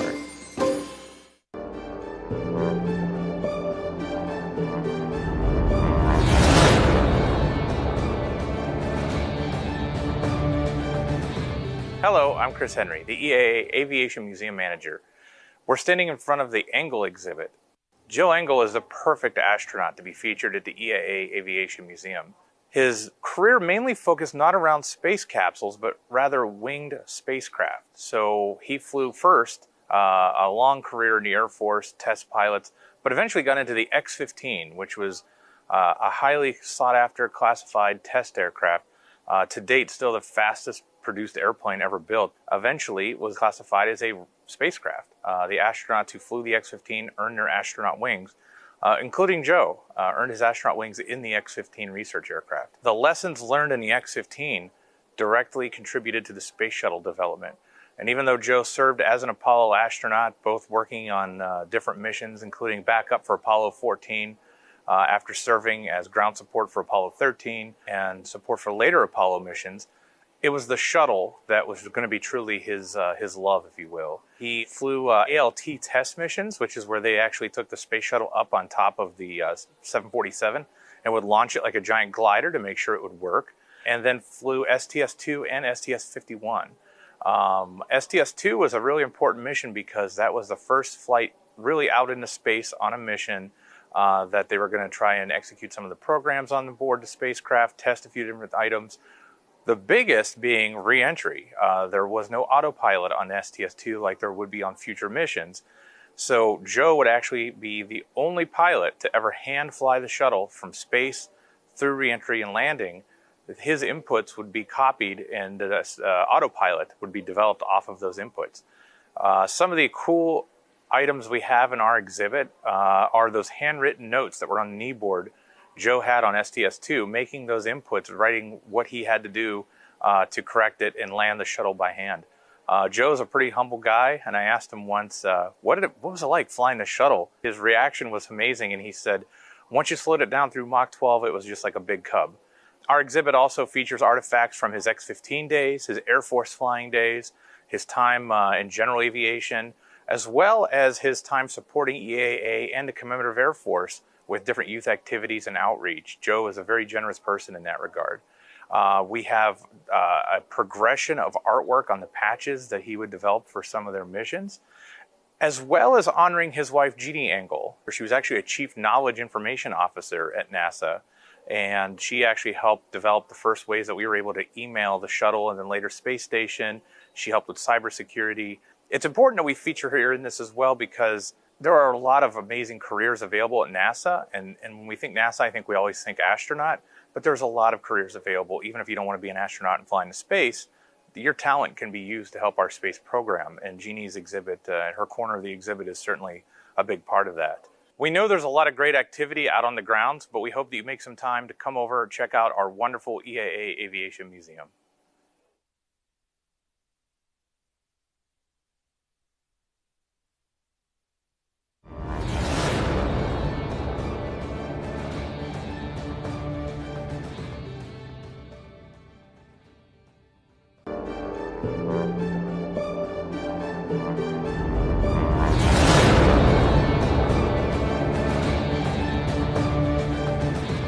Hi, I'm Dick Lipinski. I'm Director of Communications here at EAA, and right now we're in the Kermit Weeks Flight Research Center, commonly known as the Weeks Hangar. This is not a public part of the EAA facilities, but it is a place where a lot of action happens. Everything from repair to restoration takes place in here with our technicians who have IAs and A&P certificates, and they do a marvelous job and get to work on so many different types of airplanes from around the world that come here, and of course those that go on display in the museum and those that fly regularly, including our tri-motor, our B-25, and others. And most people know about the Burt Rutan airplanes, the Long Easy, the Very Easy, of course, going up to Spaceship One and everything in between, the Starship. Well, there's some lesser known ones too that are in the EAA collection, and one of them is right here, the Grizzly, or known as the Grizz. It's from right around 1980.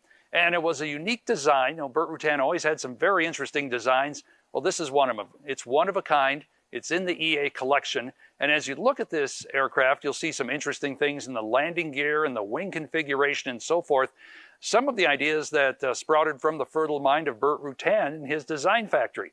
So this is one that we have on display during AirVenture outdoors and also from time to time in the museum as we rotate different aircraft through there. So it's just one of about 200 airplanes in the collection. We're getting it all shined up and ready for AirVenture. We're standing in front of EAA's B-25 Mitchell bomber now. We've had this airplane in the collection for 4 decades. It was flown by Paul Poberezny quite a bit, but then it was on display in the museum for a long time. About 5-6 years ago, we decided, let's restore it. And it's painted in the colors of Berlin Express because that is the airplane it portrayed in the 1970 movie Catch-22. So this airplane actually is a movie star, has been in Hollywood productions. We take it throughout the Midwest and throughout the country on tour right now. So if it comes to your hometown, be sure to get a flight in it. It's loud, it's noisy, it's everything, but it's really, really cool. And during AirVenture, we also offer flights in it. And so you can sign up here at AirVenture, or before you get to Oshkosh, book yourself a flight in the B-25 and get that once-in-a-lifetime experience when you're here at Oshkosh.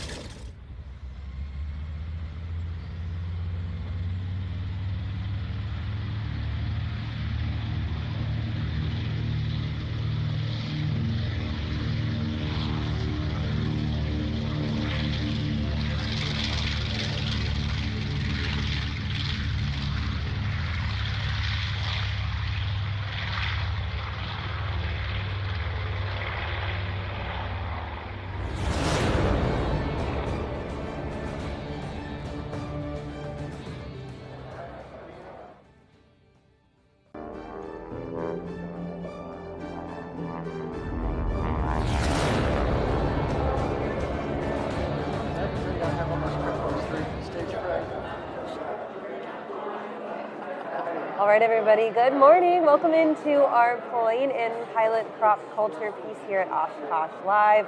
Day 2, I'm Kaylee Nix, back again with Amy Wilder, our managing editor over at Plane and Pilot. And Amy, today we've got a very, very special guest with us. We learned a little bit about your history of Plane and Pilot yesterday, heard some of your stories, got to hear your vibe on Oshkosh, and you taught me a thing or two, which was really great, and I definitely employed them yesterday.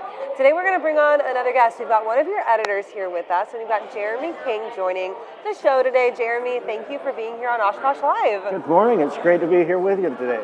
So we're super, super stoked. Yesterday, like I said, I learned a little bit about Amy and kind of her background, and we're going to start there with you as well. You're an editor, you're part of the writing team. You also are going to appear on some of our videos. We'll hear your voice in them a little bit as well. Talk to us a little bit about your journey, starting off just with aviation in general. I started young. My granddad helped facilitate my apprenticeship as a mechanic when I was a kid. I started turning wrenches when I was 14 years old, and started mechanicking and then flying lessons, and it all got wildly out of control. I'm now a certified airframe and power plant mechanic and an airline captain. So I get to fly, fix, break, and then I get to tell stories with the magazines. So it's a pretty great life. The best of all worlds, right? Yes. Who do you fly with? I haven't learned this about you yet. Or is I fly with a major airline out of Atlanta, Georgia, and we'll leave it at that. Okay. The 5-letter one, you know, we fly them. They're over here along the main drag if you want to go check it out. Well, awesome, Jeremy. It's super great to have you here on Plane and Pilot. We're going to learn a little bit about some vintage aircraft. We're going to learn about some stuff that's going on for some of the kiddos here at the EAA Air Show at Airventure. But first, talk to us a little bit about some of the stories that you write for Plane and Pilot and where kind of your storytelling love goes. Well, you know, I came to Oshkosh when I was about 15 years old, and I came to a forum with Gordon Baxter, one of the flying columnists who's absolutely, legendary. And I got to go to one of his forums and hear him tell stories, and that kind of set the catalyst for, I could also tell stories about airplanes, and then I could come to air shows and have a license to steal. Hey, here's a cool airplane, let's go fly it, and let's put it on the cover of a magazine. And so all through high school and college, I got into the journalism track and was able to kind of bring the two together. And then arriving here at Oshkosh several days early this year, before the vendors were open, before there was an air show, before this half of the show even unlocked, it was just a bunch of us parked in a pasture with airplanes. And we got to tell stories and compare airplanes. And really, it's been a great human connection. And a lot of our stories that I've done this week came from my 3 bonus days here at Oshkosh. I love that. That's the purest form of joy, right? Is seeing people just in their natural element. And you mentioned getting into it as a 14-year-old into aviation. Amy's talked about having this vested interest in aviation from the time she was a kid. And that's one of the common themes that I think runs about here, right? Is the fact that everybody has this like wondrous joy that comes with aviation. And oftentimes it starts as a young child. And it really depends on people who foster that joy and teach you about it. And you got to visit a brand new space here at the Oshkosh Airport, which is specifically being built for kids and fostering their love of aviation. I did. I wandered into the vintage aircraft area earlier, and I was just amazed at how hard they are reaching out to grab younger generations in, because they recognize that most of their pilots are of an age that we need to be looking for replacements, and we need to have the next generation come in and fly these older airplanes.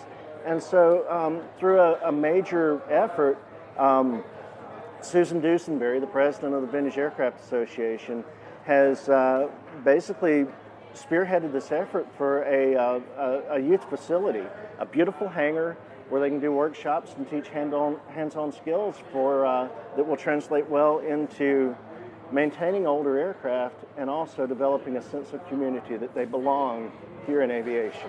The ribbon cutting of that beautiful brand new youth hangar was yesterday, and we got to visit with it. Jeremy got to be there for the exciting ribbon cutting. Let's take a look at the video that we got from that experience.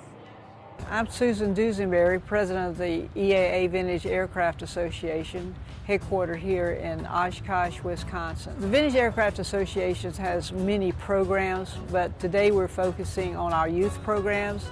This is kind of the culmination of many years of work, from just having a few kids over doing a few things to a big program here. in our new building. My name is Avior, and I am EAA's official superhero. I was created in 2017 by Stan Lee, who is known for many of his Marvel Comics characters. He's also in a lot of the movies in a cameo role. And it is my goal to promote aviation amongst the younger generation. It's a privilege to be Avior, and it's really great to be here at Airventure in Oshkosh and meet people from all over the world and hear their stories and their contributions to the aviation community. The building was just finished 3 weeks ago, and my goal was originally to fund the building, 50% of the building, from the offer from the Charles W. Harris Foundation of Tulsa, Oklahoma. And then the rest I really did want to pull out from donations, some membership dues, and also from our own personal, not personal, but from the corporate bank account. And the reason for that is that we have a lot of volunteers. We have over 600 volunteers who work here per year, who donate their time, and basically they built the other half of the building with their donated time, and I wanted to recognize those volunteers. We will have youth programs here. Of course, this is a youth building, but hopefully in the future we will have some adult education program. We're looking at not just teaching the children to appreciate vintage airplanes, the history of vintage airplanes, and the people who flew them, and the development of vintage airplanes. We also have as our goals the sense of community, the sense of belonging, for these kids, and communication skills. We're adding communication skills into that. So it's just kind of a program to help these kids. In today's world of social media, we feel that there's a need for that.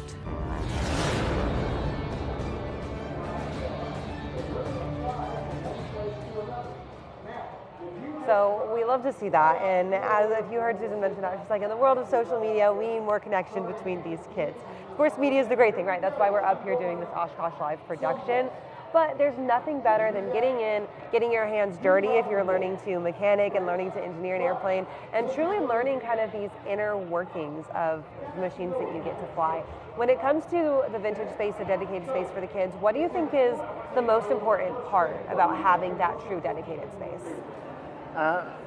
I'm sorry, can you speak up just a little? Yeah, I'm so sorry. So when it comes to having that dedicated space for the kids, what do you think is the most important part? Well, having good equipment there is great. Tools that are in good order, good displays that clearly demonstrate concepts they're dealing with.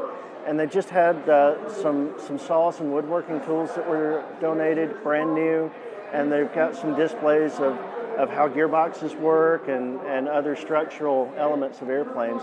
And so they've really got the tools to clearly illustrate concepts that these kids would be learning as to how airplanes work and held together and how to maintain them. So they're really, they're arming themselves well with the tools for success. Amy, yesterday when you and I were up here, we talked a lot about how you are always a student, always evolving, right? And how you said that there's so much to learn in the industry. When it comes to actually working on airplanes and getting into that mechanic space and getting a little more hands-on, is that something you'd ever want to dabble into, dip your toe into? It actually surprises me to say this, but the more I learn about airplanes, the more interested I am in learning about the mechanical side of things. I think it would help me be a better aircraft owner one day, a better pilot. I did have an opportunity to do a rudder building workshop at Zenith, and that was a great experience. I learned a lot. I actually thought that would be a great project for teenagers or kids to participate in. So I'm tempted to build an airframe just to get my kids involved in the process. Mark Cook and Kit Planes is coming up after this. Any thoughts on ever building your own kit plane, or is that way too out of the realm of possibility for you guys? I started a kit plane when I was in middle school. My granddad bought the tail kit for a Vans RV4, and he taught me sheet metal skills by building the tail for an airplane. And so most of these kits, you've went and done some hands-on kit building as well. The skills required are not astronomical. They can be learned easily between a weekend workshop, some YouTube videos, and the tools. You can build most of these kits with basic tools that you can buy very readily. It's well within the capabilities of most people who have the drive to stick with it. It's just the perseverance that's the hard part. Amy?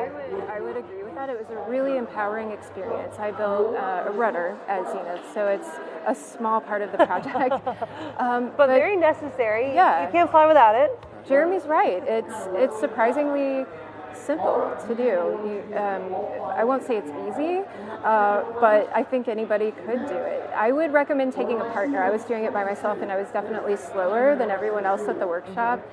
I hesitate to say that I would actually build a full kit at this point because I'm not sure I can commit to the entire project. It is incredibly time consuming. Yeah.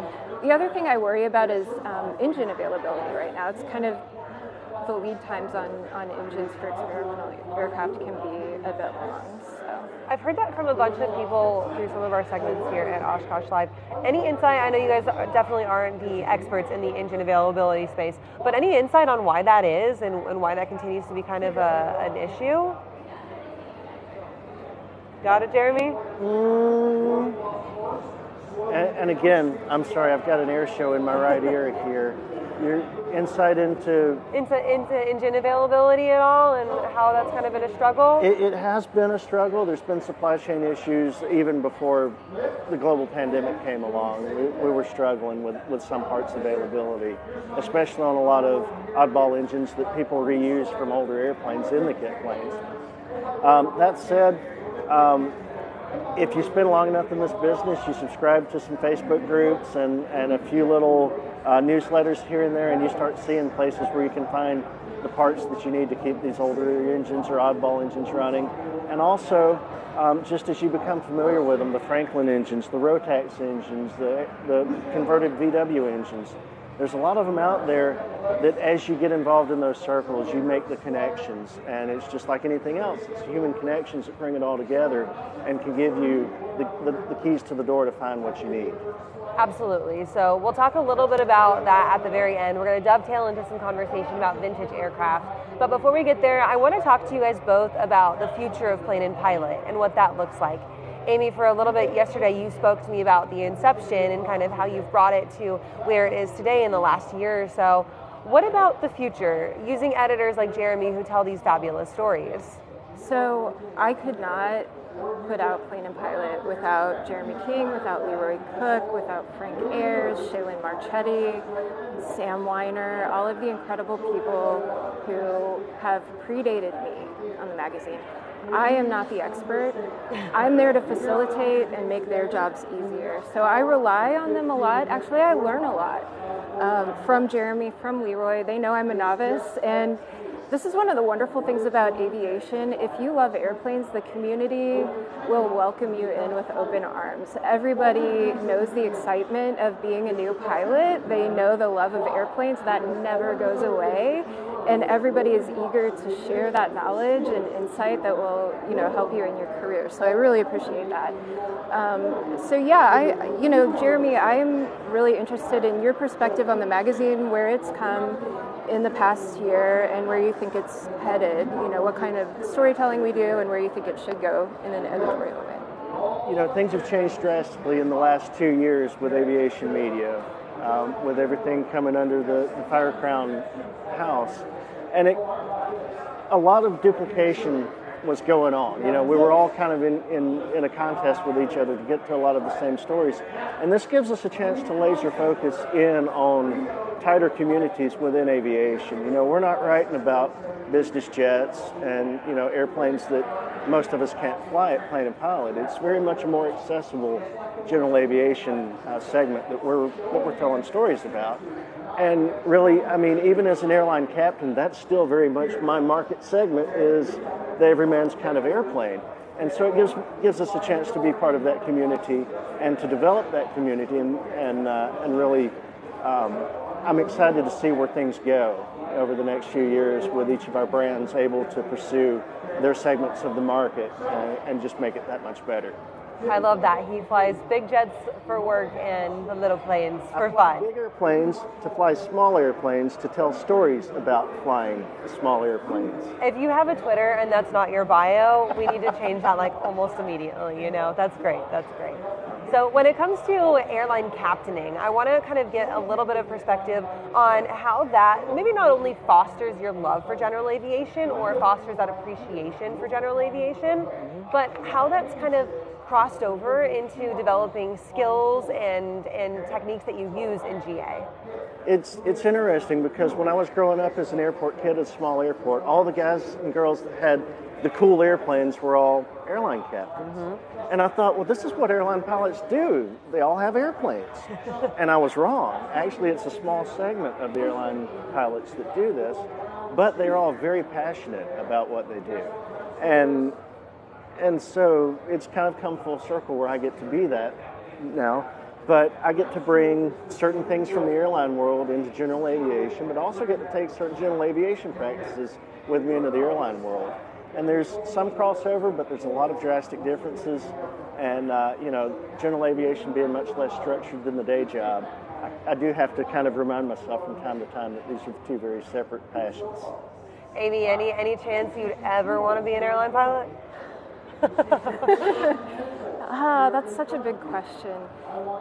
I'm actually really happy where I'm at in the aviation world. I think I'm in a really unique position to interact with people at all levels of this industry and to tell the stories, which is really where the fun is, and to fly all the fun airplanes. I got to go fly with, you know, Patty Wagstaff's instructor in Florida, and that's the sort of opportunity I might have otherwise, but I, you know, am in a really great position to tell those stories, and I absolutely love it. So, you know, maybe there's a chance one day, but I'm certainly not rushing through my training. I think every hour that I spend in the cockpit is precious. Yeah. You got the planes, you got the passion, and you got the platform with it, with plane and pilot. We need to add another P onto the end of plane and pilot. So we're going to talk a little bit about vintage aircraft to wrap up our segment, but before we get there, zooming in one last time on plane and pilot,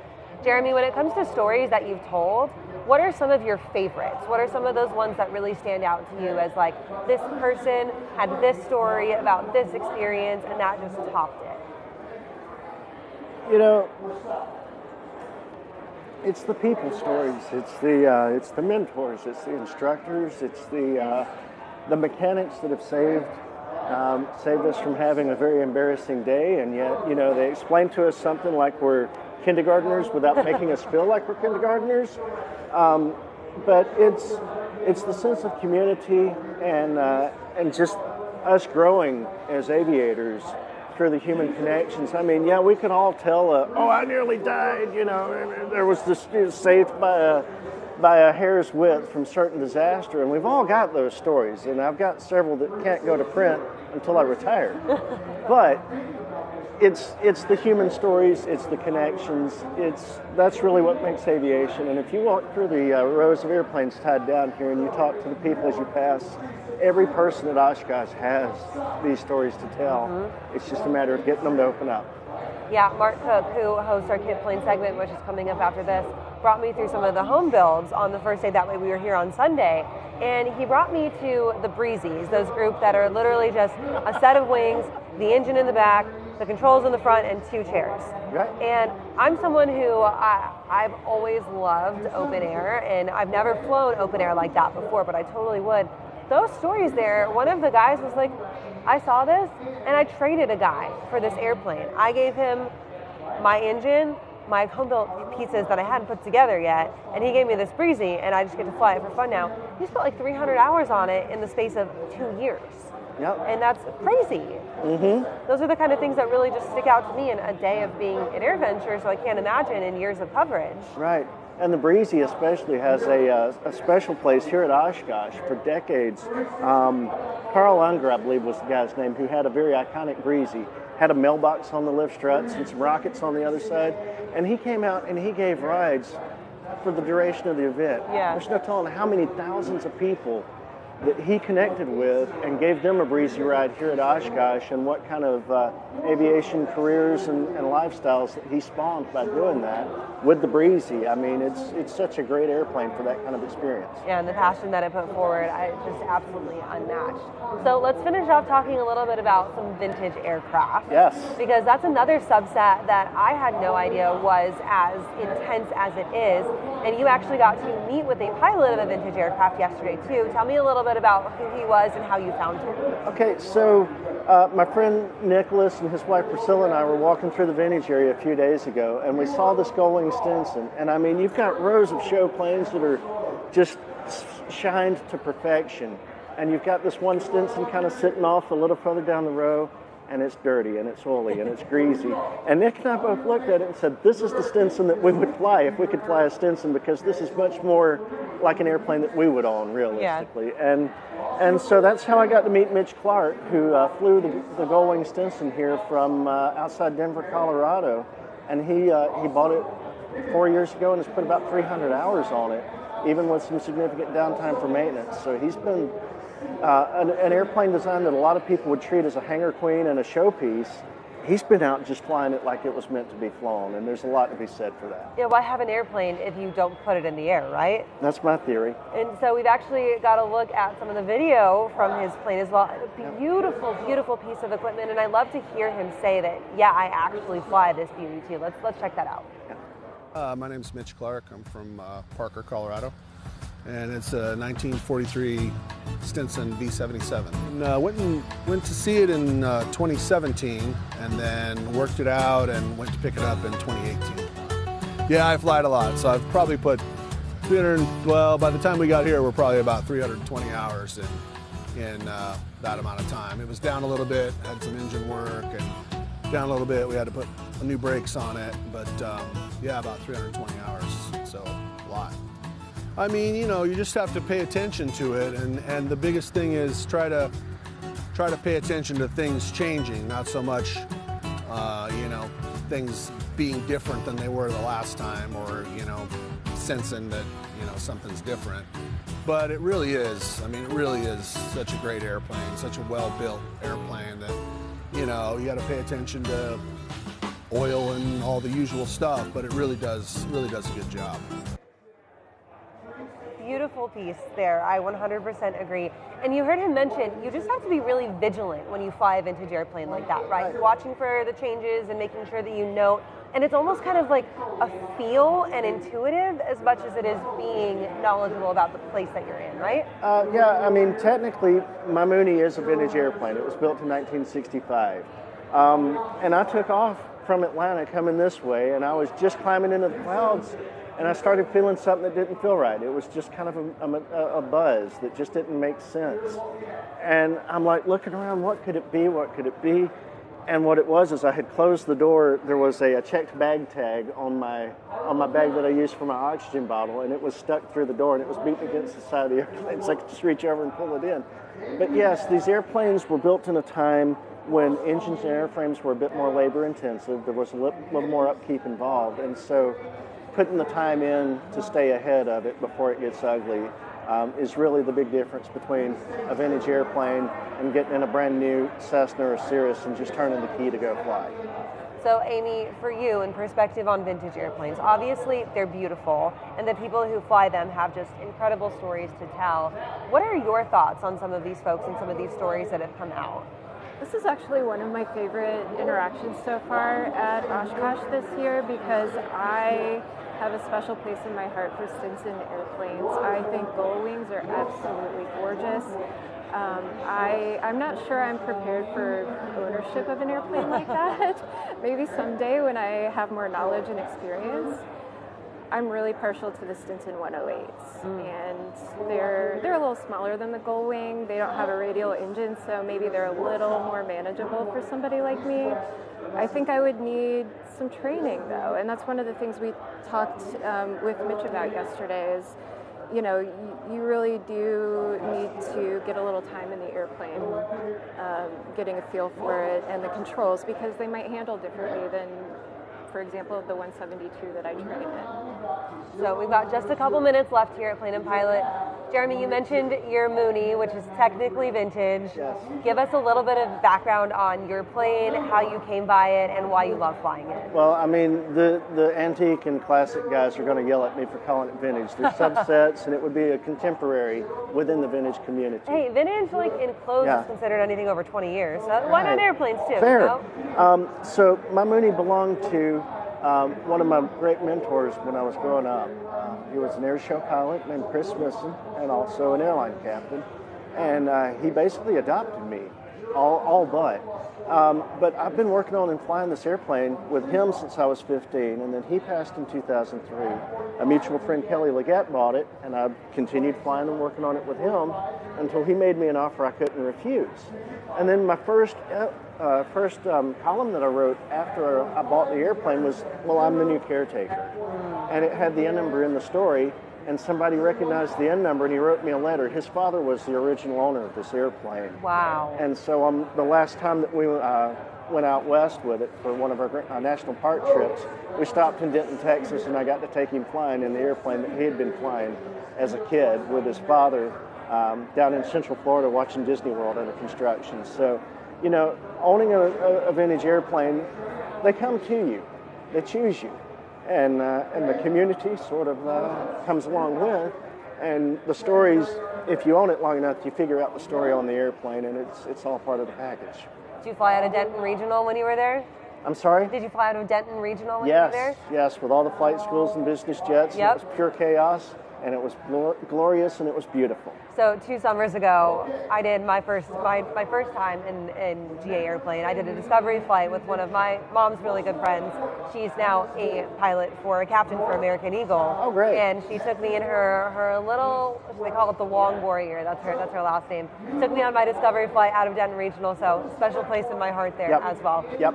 We got to wrap it up here, guys, in just a few minutes. But for Jeremy, for people who want to reach out to you, maybe get you to tell their story in Plane and Pilot, where can they go to do that? How can they find you, and how can they read your stuff? Probably, you know, the funnest way to reach me is through Instagram. My Instagram is @pasturepilot, like a cow pasture, PASTUREPILOT.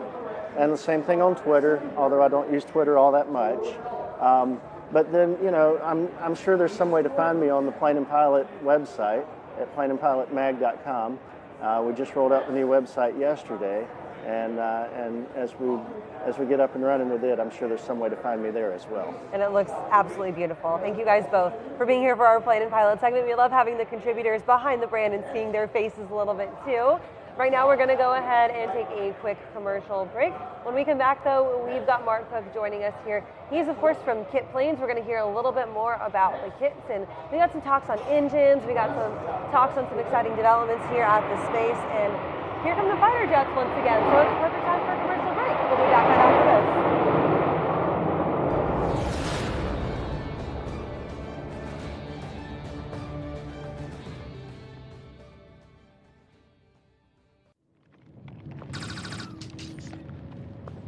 It's happening. Okay, it's happening. Let's go. It's happening. Let's go. Get the bag. Get the bag. Get. What? Life's better when you're prepared, especially on the flight deck. Find a Redbird near you and fly like you've been there before. Next. So where do you see yourself in 5 years?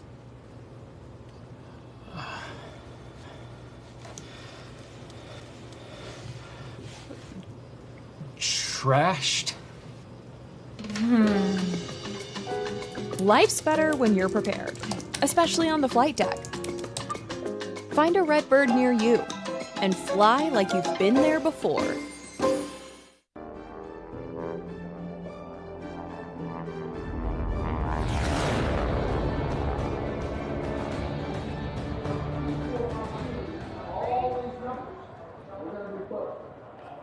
Hi everybody, Mark Cook with Kit Planes Magazine here on our Build and Fly program at Airventure 2024. Day 2 for us, a little cloudy skies, but it's still a great crowd here.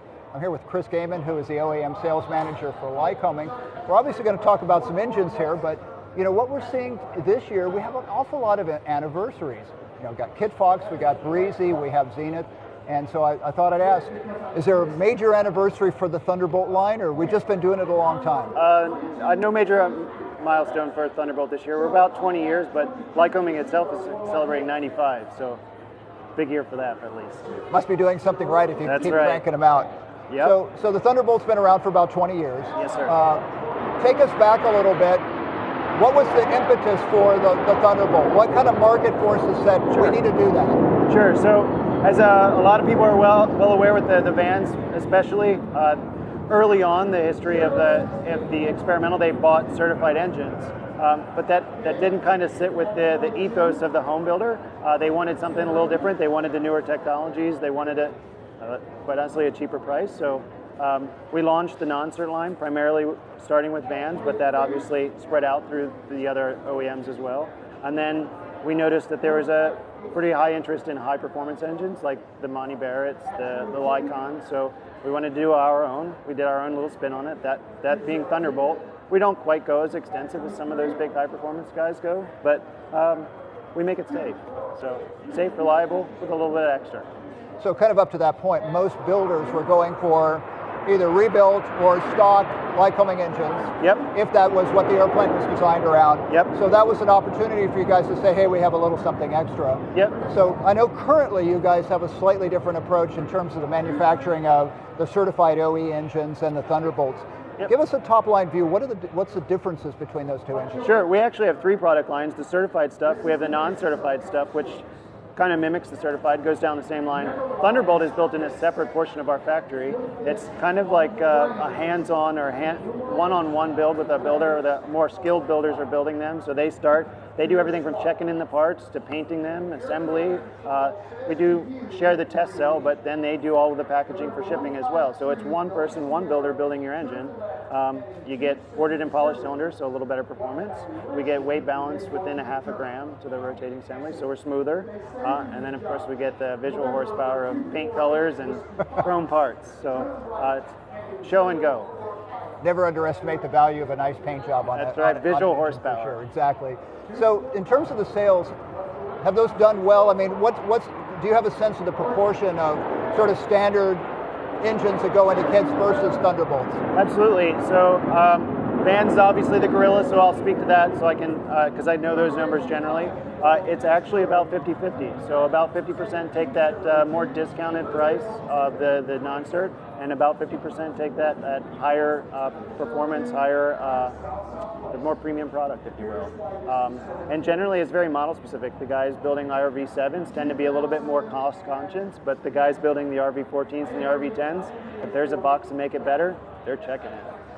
Well, truthfully, for that kind of airplane, your expenditure is already enough that probably the delta on that engine is like, yeah, why not? Yeah, let's go for the leather. We can afford it, right? And it makes it custom. It makes it theirs. So it's very important to them that it matches the rest of their paint scheme. And that when they come to Oshkosh, they can take that cowling off, and maybe a Lindy is in their future. That's right, exactly right. Right.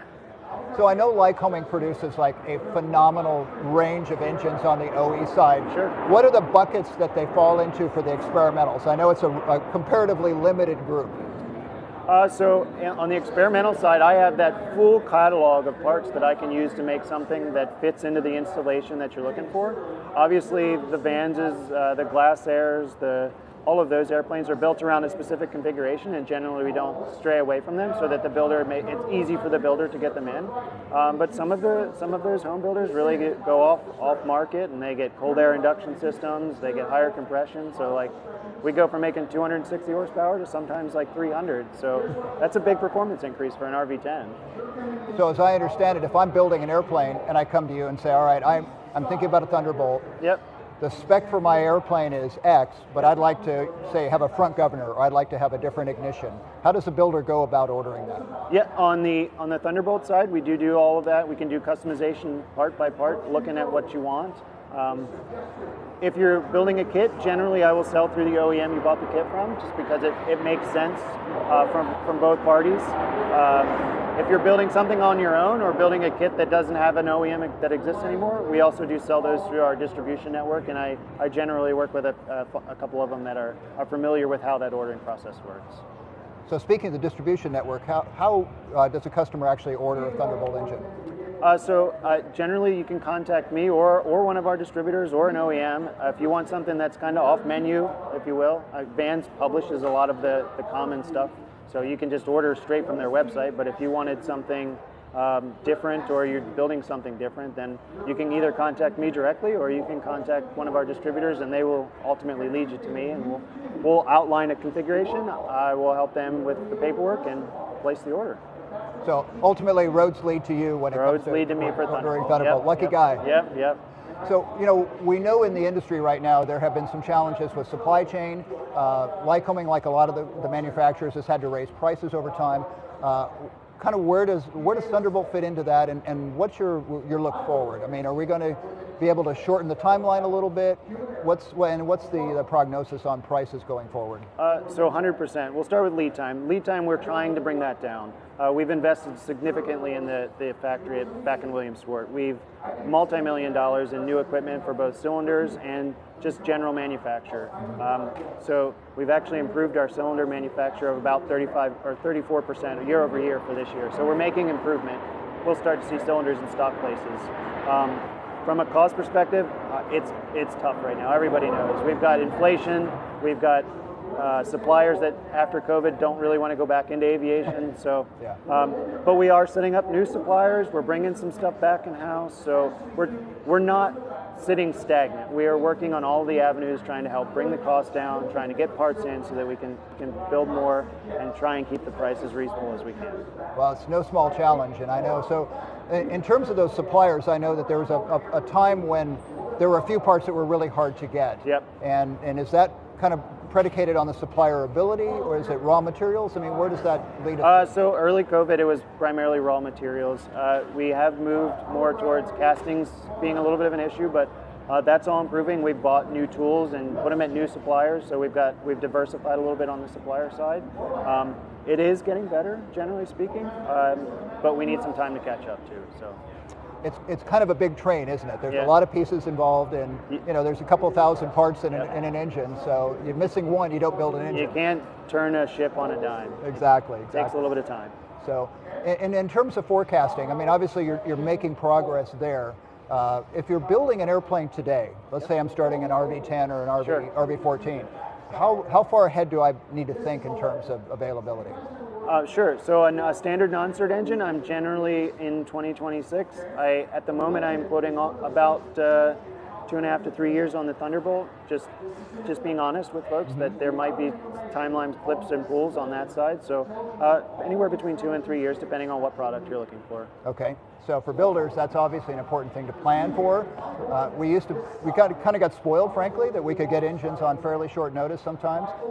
That's kind of not the reality in 2024. So as part of your planning, think ahead for that, and budgeting a little bit too. So let's switch gears just a little bit. I know you guys have a new configuration of the parallel valve engine you're showing here. We are, yeah. Tweaks and things. Walk me through that. Yeah, sure. So we are happy to support the Alaska Airmen's Association with their giveaway airplane this year. Very pleased to have it at our booth. It's a beautiful airplane. We're supporting that with a little bit of a different design. It's a traditional 360 parallel, what would have been 185 horsepower, but we put a cold air induction on it off of our 390, and it makes a little more horsepower. It's up to 185, and it weighs a little less. So. And those guys never want more horsepower, right? It went the right way in both ways. It's a little lighter and a little more horsepower, so we made the right moves. So from a development standpoint, obviously you can throw some hot rod parts at it. Yep. Is Lycoming sort of required to do a lot of durability testing? I mean, it's one thing to kind of put the pieces together, but you're responsible for the whole product. What's that look like? Sure. So on the non-cert side, generally we're not required to do it. Lycoming will not do anything that our engineering team feels at risk. So in this situation, all of those parts have been through certification on various certified models. So we're comfortable with it being in that configuration on a non-cert product. I can't certify it at the moment without doing a cert program, but that's the glory of home builders. I can kind of do the little different things. Let me take care of it. Let me try it on. Yeah. It's like, oh, your warranty? Well, okay. Anyway. Keep a warranty. Keep a warranty. Yeah. I love it. Once again, switching gears, a quick thing on fuels. A lot of people are concerned about fuels right now. And where does Lycoming stand on that? And is there any more information that our guys can get? We want an unleaded fuel solution just as bad as everybody else. We understand there's multiple paths to it, whether that be PAFI, which is our primary support, PAFI Eagle, but we also understand that there's solutions through SDC, and we're not disparaging that way of looking at it either. My recommendation is Lycoming has published a sort of FAQ, if you will, on our website at lycoming.com/fuels. Generally, I think it answers any of the questions that buyers are having at the moment, but if you do have more questions, our engineers are also holding office hours at our booth from 3 to 4 to talk about fuels specifically with engineers. So we want to be really proactive this year about fuels. We want it to work. We want the general aviation to work with unleaded future. So yeah, we're here to support it. I think it's fair to say that the fuel's future is really important, and it really kind of plays into how you spec your engine. If you're going to be cautious about it, you know. But realistically, we really need a 100 low lead replacement. There are a lot of airplanes that need the 100 octane, so that's kind of where we got to go. I think a dual fuel solution is particularly great. Chris, thank you very much for your time. No problem. Thank you, sir. Thanks for your time. We're going to move on to beautiful 40-year anniversary for Kitfox. I had a chance to sit down with Kitfox owner John McBean, get a little history of the airplane and a little look to where they're going right after this.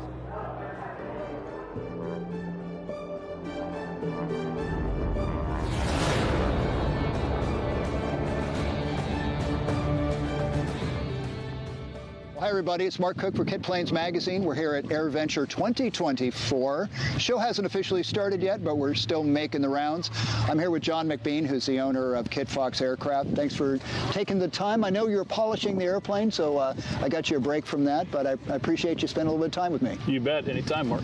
So the big news for you, or one of the big pieces of news for you, is 40 years for the Kitfox design. How does that feel? Could you imagine it? Yeah, well, it's scary, and no, I can't imagine it. You know, if you think back, Dan Denny introduced the Kitfox in 1984 here at Oshkosh. You know, it was actually did its first flight in May of '84, and it evolved very quickly from the 1 to the 2. And you know, they were brethren from the Avid type thing, that history with Dean Wilson as well. You take 40 years of that history from Dan Denny into SkyStar Aircraft Corporation, and then into Kitfox Aircraft. And Deborah and I have been at it for 18 years now, believe it or not. If you remember the Kit Planes magazine, where it's as fun as a bucket of puppies, if you remember right.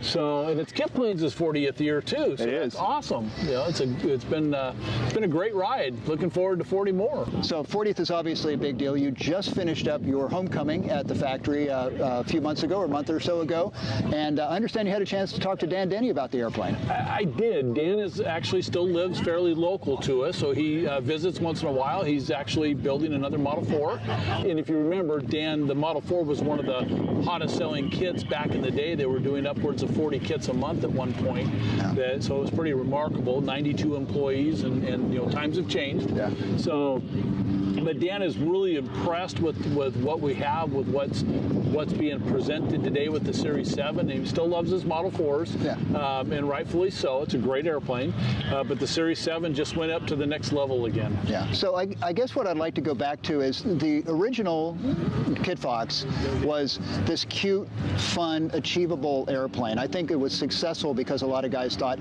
I can build that airplane. It looks doable. And how have you continued that through the Series 7? Obviously, that's important for sales. And it's interesting too, because 40 years ago, it was a different demographic. So 40 years ago, we had a lot of real craftsmen. We had a lot of guys that scratch-built airplanes, and he developed the kit. So there's never been a plans-built Kitfox. It's always been from kit form.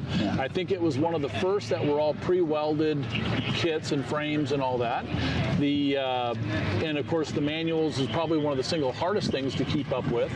So the build cycle went from that kit airplane that was achievable, and it was targeted to be a two-place ultralight, if you will, that looked like a real airplane rather than a pterodactyl. So let's come back to, we're here in 2024. You're showing a new airplane. Yes. You have done a number of projects now with the new 916 Rotax, and that has really enlivened a lot of airplanes. I know it's done some pretty good things for the models that you put it in so far. You know, it's interesting. So, you know, if you look at the history of Rotax, which the Kitfox and Rotax have been together for a long time, from the 2-strokes all the way into the 4-stroke series. I think Dan Denny actually sold more of the 4-strokes, like 100 of them in the first year or something like that. It was pretty incredible. So they evolved that engine to what is now the 916 IS, and it's a full FADEC engine, one of the most technologically advanced engines out there today, the 912 IS, the 915 IS, and 916 IS. I don't know how to explain it. I kind of joked with some of the things when Rotax called it the impossible engine. And I didn't really quite catch that marketing twist because it's a horizontally opposed 4-cylinder 4-stroke engine with a gearbox on it, but it's FADEC, so which is automotive. But you've done it. You've done it, so it's not impossible. Yeah. So how could you say it's impossible? The interesting part, it is remarkable some of the changes they've made to it that make it smoother, running cooler, with more horsepower, actually more fuel efficient.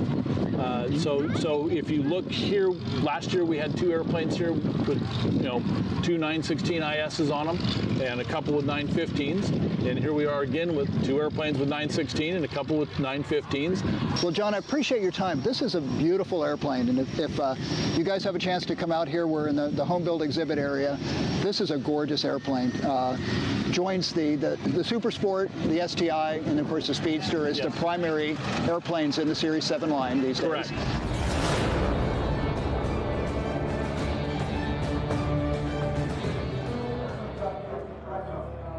Welcome back to the Redbird Pavilion. Nice to know if it starts raining, we're going to be dry in here. Also want to thank Tempest and Avemco for supporting us in this endeavor. Really enjoying doing this live broadcasting so far. It's a little bit new for us, but it's an exciting thing, like starting to build an airplane almost. But so we've seen the Kitfox 40th anniversary. We had Chris Gaiman up here earlier from Lycoming.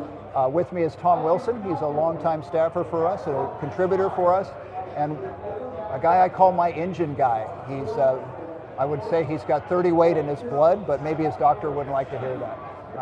Definitely been watching the industry for a long time, has some perspective on it, writes our big engine buyer's guide that goes in Kit Planes every year. And Tom, thanks for dropping in. Absolutely. What's your take on the experimental market these days? There's a lot of stuff in play. What's sort of the big stuff for you? I think you could say it's in flux. Okay. Yeah. So, yeah, we've got obviously our traditional engines with Lycoming Continental, and I would say now Rotax, and then you have the up-and-comers or the outliers, and I think there's a window of opportunity here, just because of the supply issues and price increasing. In the last couple of years, I think the price increases are what's the real driver now, in that there's a certain level that the market can handle, and at the bottom end of that, at the entry level, there's some of these, shall we say, alternative engines that are gaining some traction. We'll come back to that, but I'm curious about your take on, we had Lycoming here. The Thunderbolt was obviously a successful brand for them, sub-brand for them, and clearly a reaction to what engine shops were doing back in the day. You had kit engines, you had guys who wanted to hot rod their engines, and their solution was to go to an engine shop to do it, because Lycoming was only selling, and Continental too, was selling bone stock engines. So it's interesting to see that performance aspect change. But what's the life like for a shop these days? I mean, I know that some of the parts availability was an issue. You've just been to Lycon. We had a nice story in our Ultimate issue. What's life like on the ground for them? Life like there is, it's a little bit of a story of last man standing. Yeah. There has been a kind of a weeding out of some of what used to be just engine shops everywhere, and they're consolidating, and so the last engine shops are now very busy. So they have a little bit of a lead time issue just from that, as well as the parts. But these main shops, Lycon, Barrett, Aerosport Power, they have been gaining more and more capability for better and better builds, and they're gaining more market share. They're sucking it all up, and they're turning it out. I would say one of their great strengths right now is the lead time, 8 months or maybe under a year, which is definitely much better than buying it from the factory. So that is and they're bringing more and more capabilities in-house. Lycon just added a case shop, for example, which is, they don't have to necessarily go to Divco. They don't want to compete with Divco, It's just for their own in-house engine builds, but it gives them more control, more quality insurance, and a little help with the lead time. And I think it's fair to say that those kinds of shops, Lycoming with the Thunderbolt line can kind of mix and match, but generally kind of has lanes, right? So they have specific builds based on what the OEs, the vans and whatnot call for. But an engine shop like Lycon or Barrett, pretty much any combination that they could get parts for, they'll build for you. Anything you want, yeah. And they do. And they've been doing that for so many years, and they have some of their own parts, some smaller items, but especially like Lycon, especially pistons, high compression pistons. What compression do you want? Do you want a 5-to-1 piston for a turbo application? Do you want a 14-to-1? Anything in between. Yeah. So yeah, they're definitely have this ability to solve that custom niche, dress up parts, paint, all that. Those aftermarket companies are the ones that basically taught the OEMs that this was a market and to get into that market.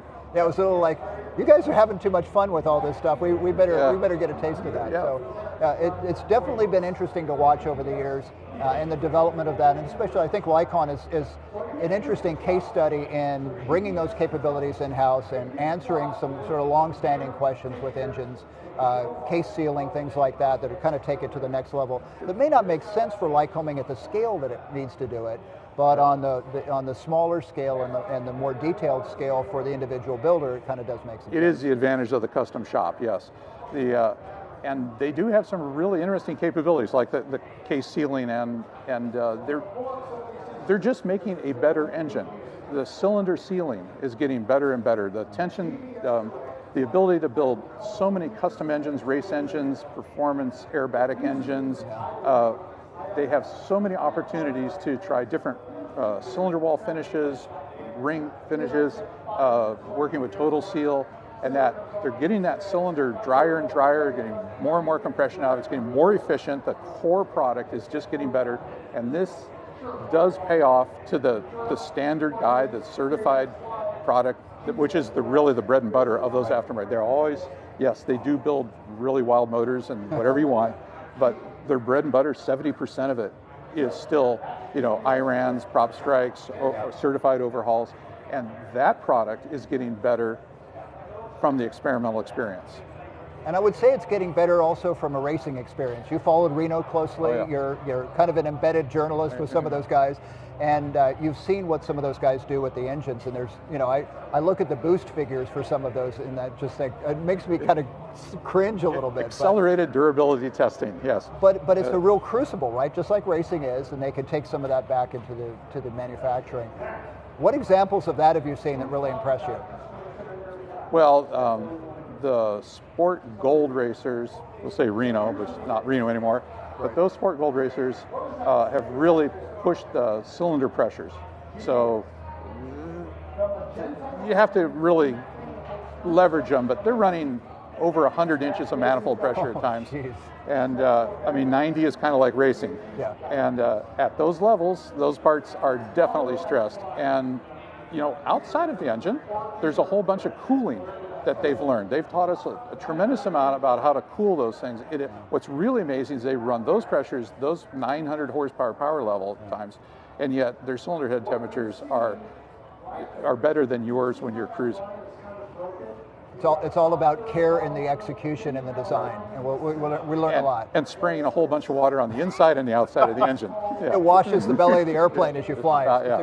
It's a great feature. So let's switch gears just a little bit. We've had the big conventional engines, and those have been the mainstay for the experimental market for a long time. But we have a few new players. Rotax is definitely making some inroads, and I don't want to forget to come back to the alternative engines, but what's your take on what Rotax is doing and kind of where that leads? I'm extremely impressed by Rotax.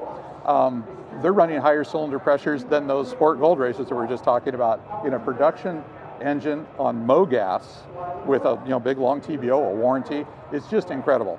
Now, a lot of that has to do with just the fundamentals of the giant bore in a traditional engine. You got a 5 and an 8 bore, and it's the flame front needs to get a passport to get from one side of the cylinder to the other.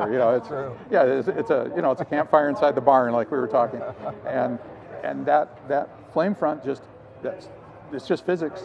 Those are inherently low RPM engines, and the shall we say historical cylinder shape and all that just kind of limits them to a certain amount of pressure.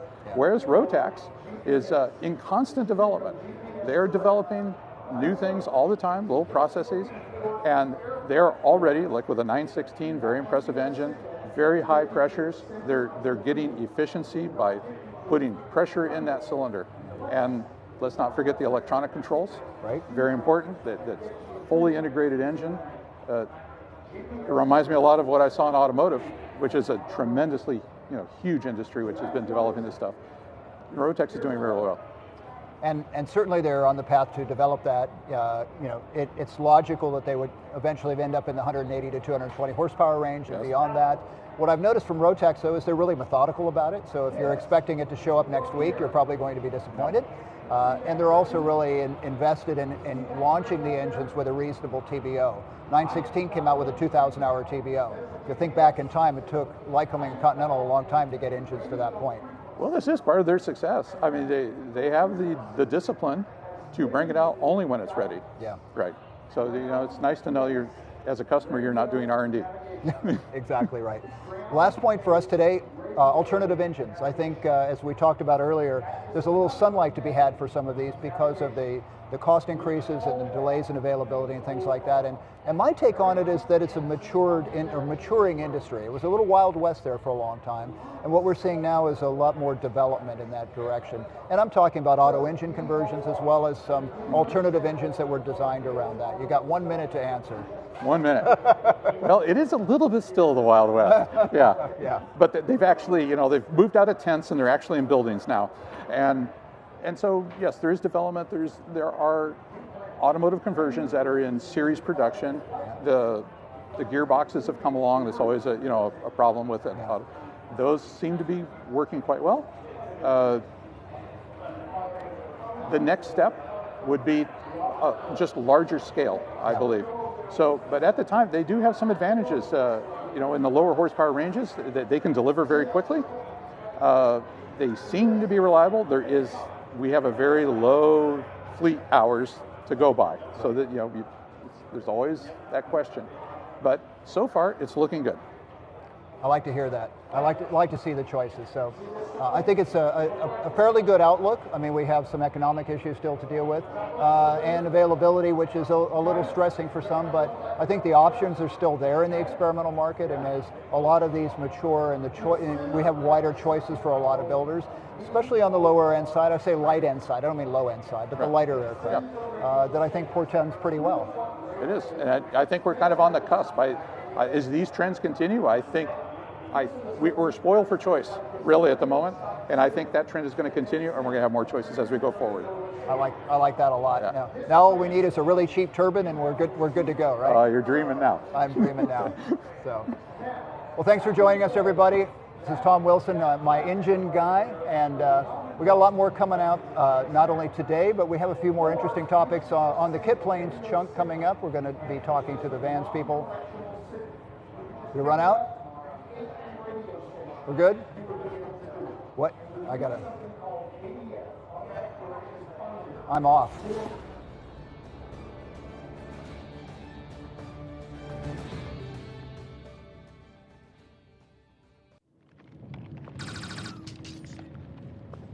It's happening. Okay. It's happening. Let's go. It's happening. Let's go. Get the bag. Get the bag. Yeah. What? Life's better when you're prepared, especially on the flight deck. Find a Redbird near you and fly like you've been there before.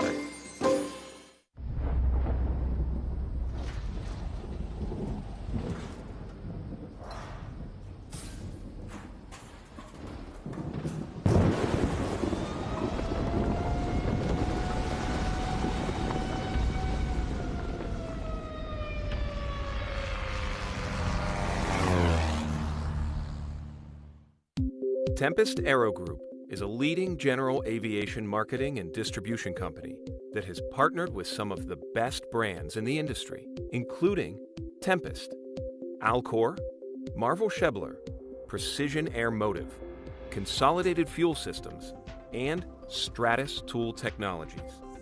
These brands represent high-quality aviation components and tools for OEM and aftermarket applications.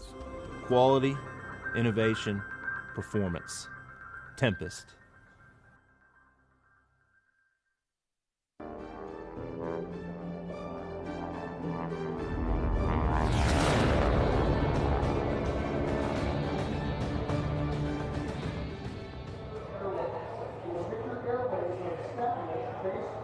Hi everyone, welcome to the second day of Airventure.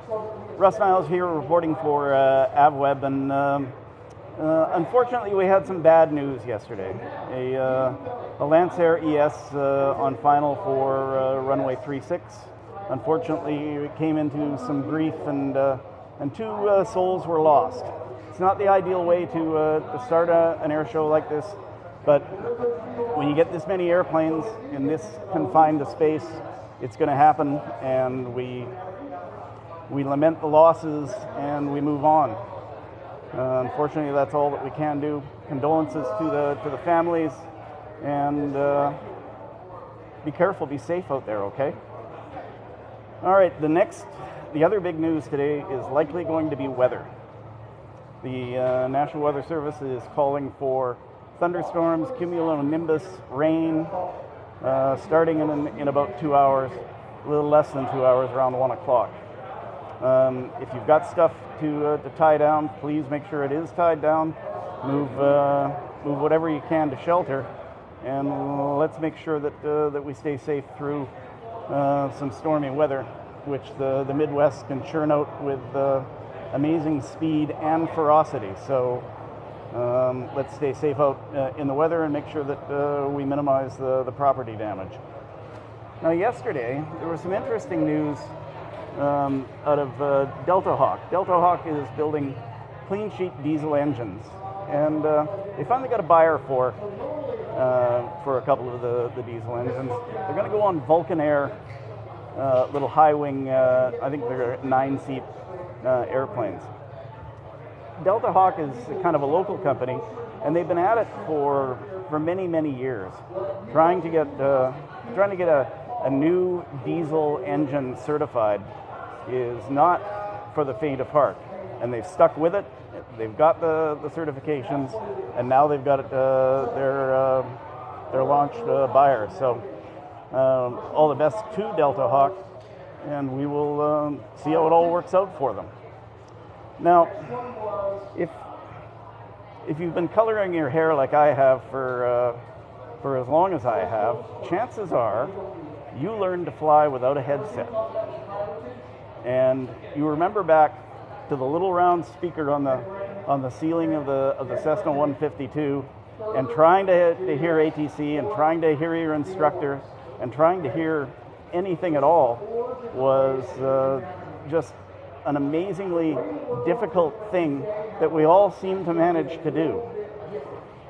Well, Hyder Lazzarini here from Lightspeed Aviation Headsets is here to explain to us why we don't need to do that anymore, and a little bit of the history of how we went to being able to hear absolutely nothing in the cockpit to having sweet, soothing sounds over the headset with minimal interference. Hyder, tell us a little bit about Lightspeed. Well, thank you, Russ. Thanks for having us here. It's a pleasure to join you. I'm glad you're a Lightspeed customer. It sounds like you're ready for an upgrade, and we'll be talking about that soon. So yeah, it's a whole different reality. Now we're having technologies that are accessible to really everyone. ANR is something that came up in the last 20 years or so, and it's only improving. It's making pilots a lot safer, it's making ATC calls a lot clearer, and it's right in the center of our mission of saving and protecting lives. So, okay, well, why don't you explain exactly what ANR is? People know vaguely how ANR works, but I don't think they have a real clear concept of the rather amazing technology that's behind ANR. Absolutely. We try to explain it in simple terms. There's a lot of science behind it, but effectively, it's almost that the noise that is coming from the outside is getting counterbalanced from what the processor inside the headset is reading. So effectively, it takes out all those different sound waves and sort of blocks them out, so to speak, and what's coming through is just what you really want to hear. It's taking the unwanted noises out of the equation and keeping the wanted noises into your headset. Now, this was revolutionary when it came out about 20 years ago, is that correct? And Lightspeed was at the forefront of that revolution. I had one of the original old clunky gray sets of A&R an A&R headset. I think it's still in the back of the plane somewhere, and it worked. But my Zulus work way better. That's right. What have been the innovations in Lightspeed and in the industry as a whole? Very competitive business. It is. It's very competitive. We have excellent competitors out there, and that keeps us on our toes. And part of the way to stay ahead of competitors is doing what we do at our core, is to talk to pilots, to have hundreds of conversations that will inform what's meaningful and what they need and what their passion is and how to translate that into products that are superior. So just a couple of years ago, we launched the Delta Zulu. And Delta Zulu contains a carbon monoxide detection device built into the headset. So something you don't think about very often, or you believe your little sticker on a dash is going to do the trick for you. Well, Delta Zulu takes that complexity out of the way, and it's there to tell you when the carbon monoxide levels go up and time to take action. The second piece of innovation that doesn't exist anywhere in the world is what we'll call a hearing acuity, which is as if you have a hearing aid built in the headset itself, which is important as you're getting in busy airspaces and ATC calls flying from every direction. Communication is key. So that's just one of the couple of things that Lightspeed brought to the world that doesn't exist, and our platform is going to continue to grow. We'll be doing more and more, and I can't wait to be here next year talking to you about the extra things that we add to the headsets as our platform grows. Well, one of the new things, or relatively new things, is that pilots want to wear helmets now. Oh yeah. But they don't want to give up their A&R. So tell us how we get A&R in a helmet. Yes, we do have our featured headset cups called H-Mods, so we make those today. They're retrofitted across our network of partners in the US and worldwide. So you can have the Lightspeed quality of A&R into your helmets without having to buy helmets from ourselves. We're not a helmet company, but we have excellent partners that are equipped, and they are official installers of our A&R into the helmets. Okay, well, as we've been chatting this morning, you've been teasing me with new products and new innovations that are coming up. Can you give us a little bit of insight into what may be coming? Yeah, we do have a mission of protecting and saving lives. So we'll continue to look at those opportunities, listening to end users, to customers that tell us what matters and what's relevant to them. So it will be along those lines. But I can't tell you all the details right now, since I could be infringing upon potential patents that we may have along the way. So what I'd say is stay tuned, and we'll be talking some more as the time comes. All right. Well, as Lightspeed goes, so does the rest of the industry.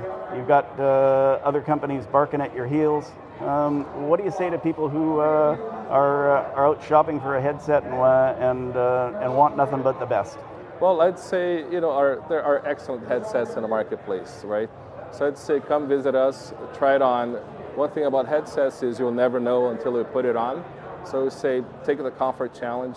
If you're here at the show, come to our booth. We have headsets of competitors and our headsets. I would say that I'm a little biased. I'd say ours is the most comfortable in the world. But don't take my word for it. Try it on. We have a 30-day return guarantee. If you like it, keep it. If not, send it back to us. Just give it a spin, fly for a couple hours, and make the decision on your own. And we're here to help you. Well, thanks so much for being with us today. a real pleasure meeting you. Thank you. Same here. And we look forward to all of those announcements in the future. You bet. Thanks so much.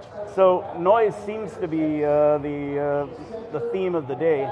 And if you've ever heard the sound of a Chinook helicopter close up, you have heard an unmistakable sound, and it's a sound that is really welcome to a lot of people who are in trouble, are facing emergencies, or are otherwise needing some help from the military.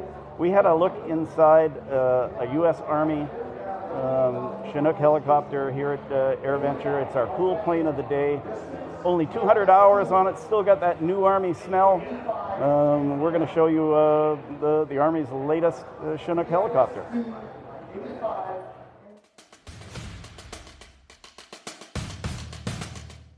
I'm Captain Jake Ashcraft. I'm a platoon leader in Bravo Company, 4th Battalion, 160th Special Operations Aviation Regiment. I fly the MH-47 Golf model Chinook, which is right behind me. I've been flying for about 7 years total, and Chinooks for about 3.5 years. In 160th, we fly a variety of missions, but the primary purpose of this helicopter is the insertion and the extraction of Special Operations forces, whether that be Rangers, Green Berets, Navy SEALs, and over a wide variety of domains, including in the mountains, over the maritime domain, and the desert. So the MH-47 Golf has a variety of equipment on board. So as you can see, a big thing for us is the refueling probe, which enables us to go much farther than we would have to if we had to stop for refuel. So we refuel off a MC-130, and that's a huge task of ours, is the air refueling. Besides that, we have a radar off on the left nose, which enables us to fly in the clouds, in the mountains, with very low visibility and cloud clearances. In terms of insertion and extraction gear, on the back we have, and in the side we have fast rope, so soldiers and Marines, Navy SEALs, whatever, can fast rope off of the aircraft to wherever they're going to go if there is not a feasible place to land. We also have a hoist on the right side, which is used to insert and extract people either from the water or some sort of medical emergency. In terms of armament, we have the M134 minigun off the sides. Those shoot about 3,000 rounds per minute, mainly in defense of the aircraft. And we also have 240 Bravos mounted in the rear section. In the MH-47 Golf, we have a full glass cockpit. We have the FLIR sensor, which means that we can fly with FLIR imagery in the background, as well as the radar system that shows our altitudes that we're going to clear any terrain that we're going to go against. Flying the MH-47 Golf is extremely fun and rewarding. Just the air refueling mission, working with the ground force, and just the challenging domains of areas that we fly is incredibly rewarding and awesome. So as often happens at Airventure, we were literally out doing something else yesterday. As a matter of fact, we were trying to get a look at that unfortunate accident on runway 36. And we were wandering around and oblivious to just about everything except the accident, talking to witnesses, that sort of thing. And we turned around and this most beautiful thing appeared before our very eyes. A 2/3 scale P-38 that has an unbelievable history and is on display here at Airventure, and is probably, well, according to Burt Rutan, it is the one thing that you must see at this show this year. This is William Pressler. We're going to introduce you to William Pressler of Villar Avionics, and his uncle built this beautiful aircraft. And it's been his distinct pleasure to fly it up here from Tennessee and show it to the world. It really is a marvel. And here's William to tell us a little bit about it. And then we've got a nice 10-minute video that goes into real detail on this aircraft. So William, take it away. Tell us what makes this P-38, besides its stunning beauty, so important and so significant. Thank you very much. And what an honor to bring my uncle Jimmy's dream to Oshkosh. In 2014, I came here for the first time, and I leaned against Marge with my son Alexander. We've got a great picture of it. Yesterday, I got a picture with my son Alexander towering over me next to this P-38, and it's really special. So Uncle Jim and Aunt Mitzi spent over 25 years of their life working on this. It's a long story. Please check it out through what you'll see in the video on our website at Fly Volar. You just learn a little bit more. There's build pictures and all that stuff. But what I'm mainly here to do, I've got it held in one of Dr. James Carlos O'Hara's documents. He was a rocket scientist, of course, and a craftsman. What I'm mainly here to do is to fulfill what Tom Boberesny asked in 2009. He said, in addition to this, it's a letter you can read, I'm sending you an invitation for you to visit EAA Airventure Oshkosh. We would like to make the P-38 a centerpiece of our display on Aeroshell Square. So, Tom Boberesny, Uncle Jim, and Aunt Mitzi, may you all rest in peace. Tomorrow, Volar's Lightning will be taxiing into Boeing Plaza. Thank you very much. I don't know what else to say, my friend. I think you said it all, William. Yeah, thank you. So, are we queuing up the video?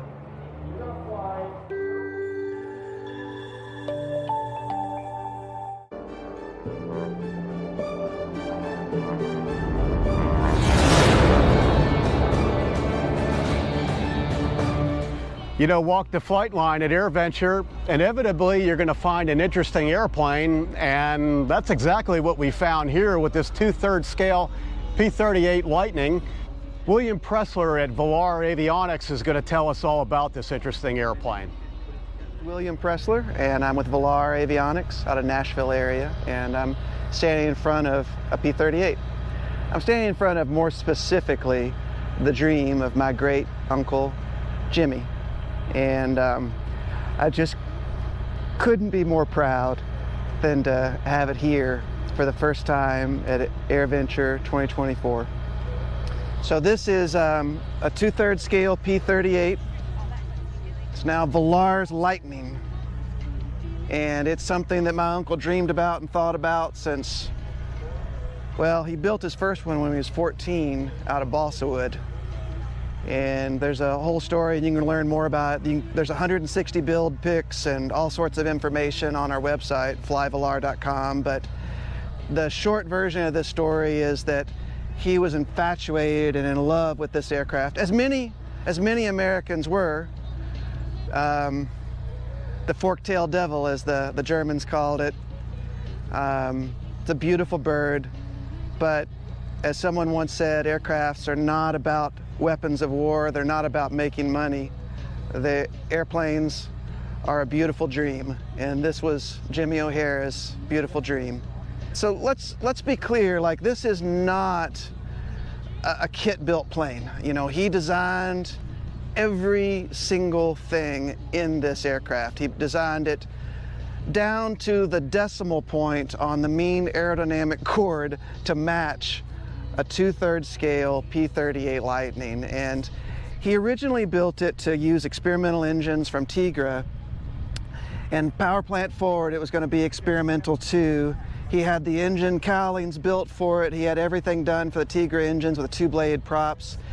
And the truth is, it just didn't have enough power to get this thing up and going the way it needed to. So it was back to the drawing board, and several years later, with new engine cowlings, moving the hydraulic systems from the nose to the right tail boom, and waiting to finally get these TSIO 360 Continentals that you see in here. They're TSIO 360 RBs, just like off a Seneca 5. And at full 38 inches of manifold pressure, they're supposed to do about 220 horsepower a side. I probably only had it to about 180 because I've been taking off about 34 inches of manifold pressure. Weighs about 2,800 pounds. I'm about $160, 165, and full fuel, we're about 3,200 pounds. This plane flew with my Aunt Mitzi and Uncle Jim. They flew about 50 or 60 hours together. She sat right back in there where her name is now engraved on the leather seats we put in for her. And they got, let's just put it this way, he said his goal, his aspirations were it would probably take him 25 years to finish this, and if he was lucky, he'd get to fly it. So he was a very lucky man indeed. Now, everybody wants to ask, and I understand why, everybody wants to ask about what engines does it have, or this, that, or the other. What I want to know is, how did somebody design Fowler flaps that work with a simple mechanical mechanism in 4 different places simultaneously with a simple movement of a lever 180 degrees? You go from flaps full down, as you see here, to mid, and the next 180 is 5 degrees, and the next 180 is flaps full up. It is precise, it's perfect, it's absolutely gorgeous. It's a stunning piece of engineering. I hope I don't sound, I'm sure I'm biased because of the sentiment that I have, but it is not an overstatement to say that I'm standing to the side of a work of staggering genius. To have someone who could be at this level of engineering, he was a rocket scientist, a professor of aeronautical engineering, he was an A&P, he was so many different things, but he was also a craftsman. The work that he performed is just second to none. All right, so Velar Avionics and Restoration is all about, you know, getting things the way that people want, and in this case, we wanted to have something that would make a real tribute to Jim and Mitzi and be cool and retro for a P-38, because, you know, it's just a special airplane. So, first of all, it's a Garmin panel with 4 275s. 2 of them are engine instruments, and then you've got an attitude indicator and an HSI instrument, full backup on there. This actually is an IFR aircraft. Got a navigator in there, as well as a radio system. One radio that also provides intercom, although I never planned to have a passenger in here. My Aunt Mitzi rode back there, and then they did have an intercom, and she actually worked the radios and navigated for Jim. Now, of course, Garmin will do that for us. Isn't that something? Now look down below and you'll see where we did a little engraving on the hatch. Look at the very bottom of the floorboard. Did some engraving there with the High Flight poem, which was part of a story that I wrote, which the poem obviously is a part of all of our history as aviators, but it was a part of a poem that I wrote for Uncle Jim, or a story that I wrote about Uncle Jim when he passed. We did a custom, you know, set of panels and switches and such to complement things.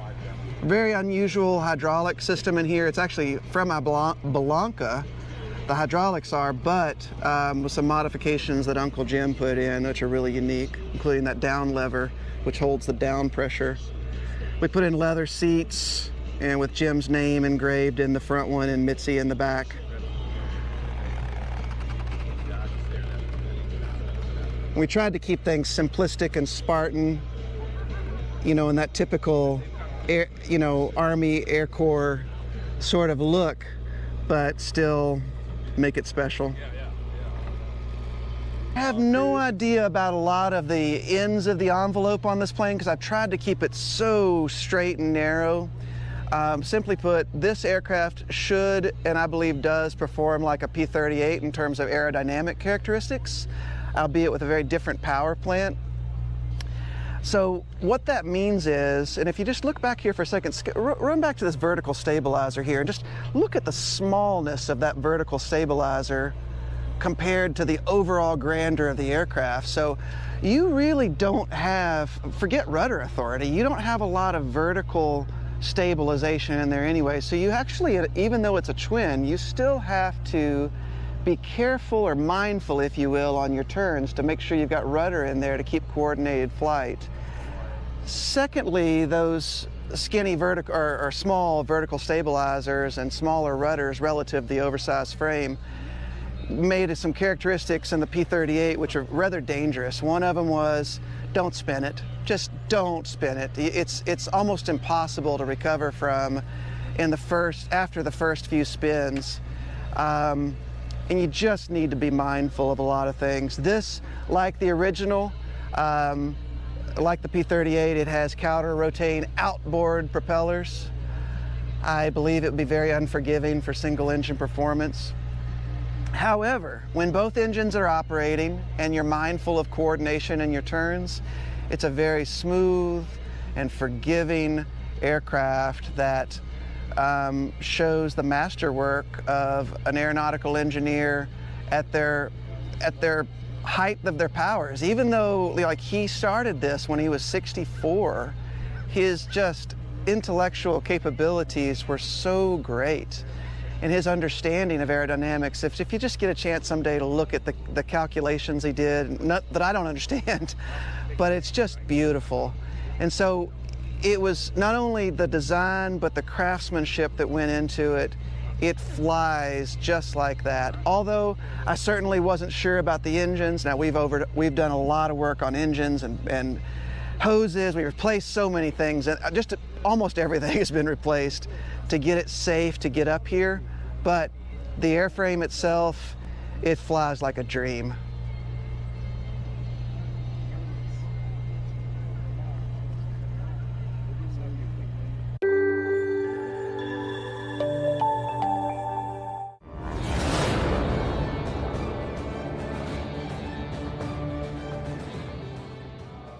So did we tell you that it was a beautiful airplane or what?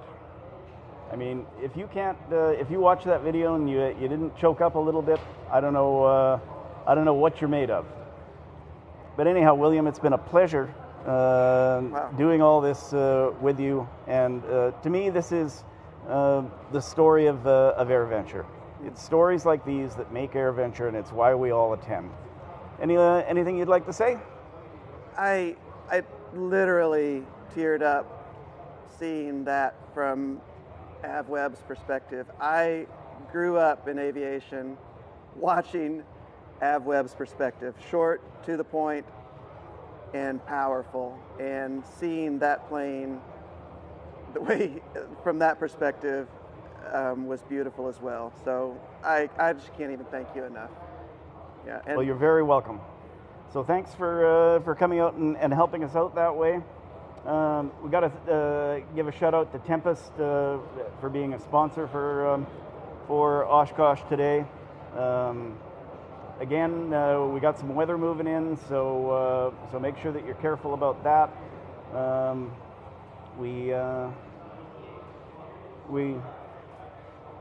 This is where we say goodbye for today. And we're going to go to Sean Bean and some social news, and you'll enjoy Sean Bean.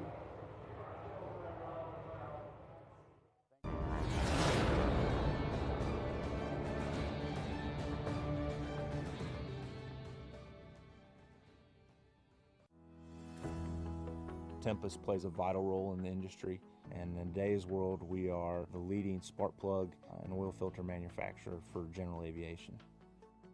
We've been able to not only release new products, but we've taken legacy products and created innovations. We take great pride, not only from a design standpoint, but from a manufacturing standpoint, all the way down to making sure the customer is satisfied with the product. Quality, innovation, performance. Tempest.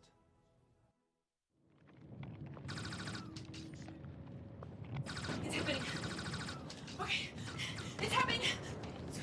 Let's go. It's happening. Let's go. Get the bag. Get the bag. Get. What? Life's better when you're prepared, especially on the flight deck. Find a Redbird near you and fly like you've been there before. Next.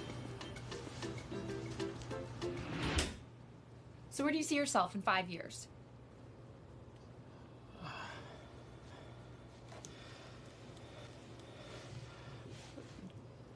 Trashed. Life's better when you're prepared, especially on the flight deck. Find a Redbird near you and fly like you've been there before.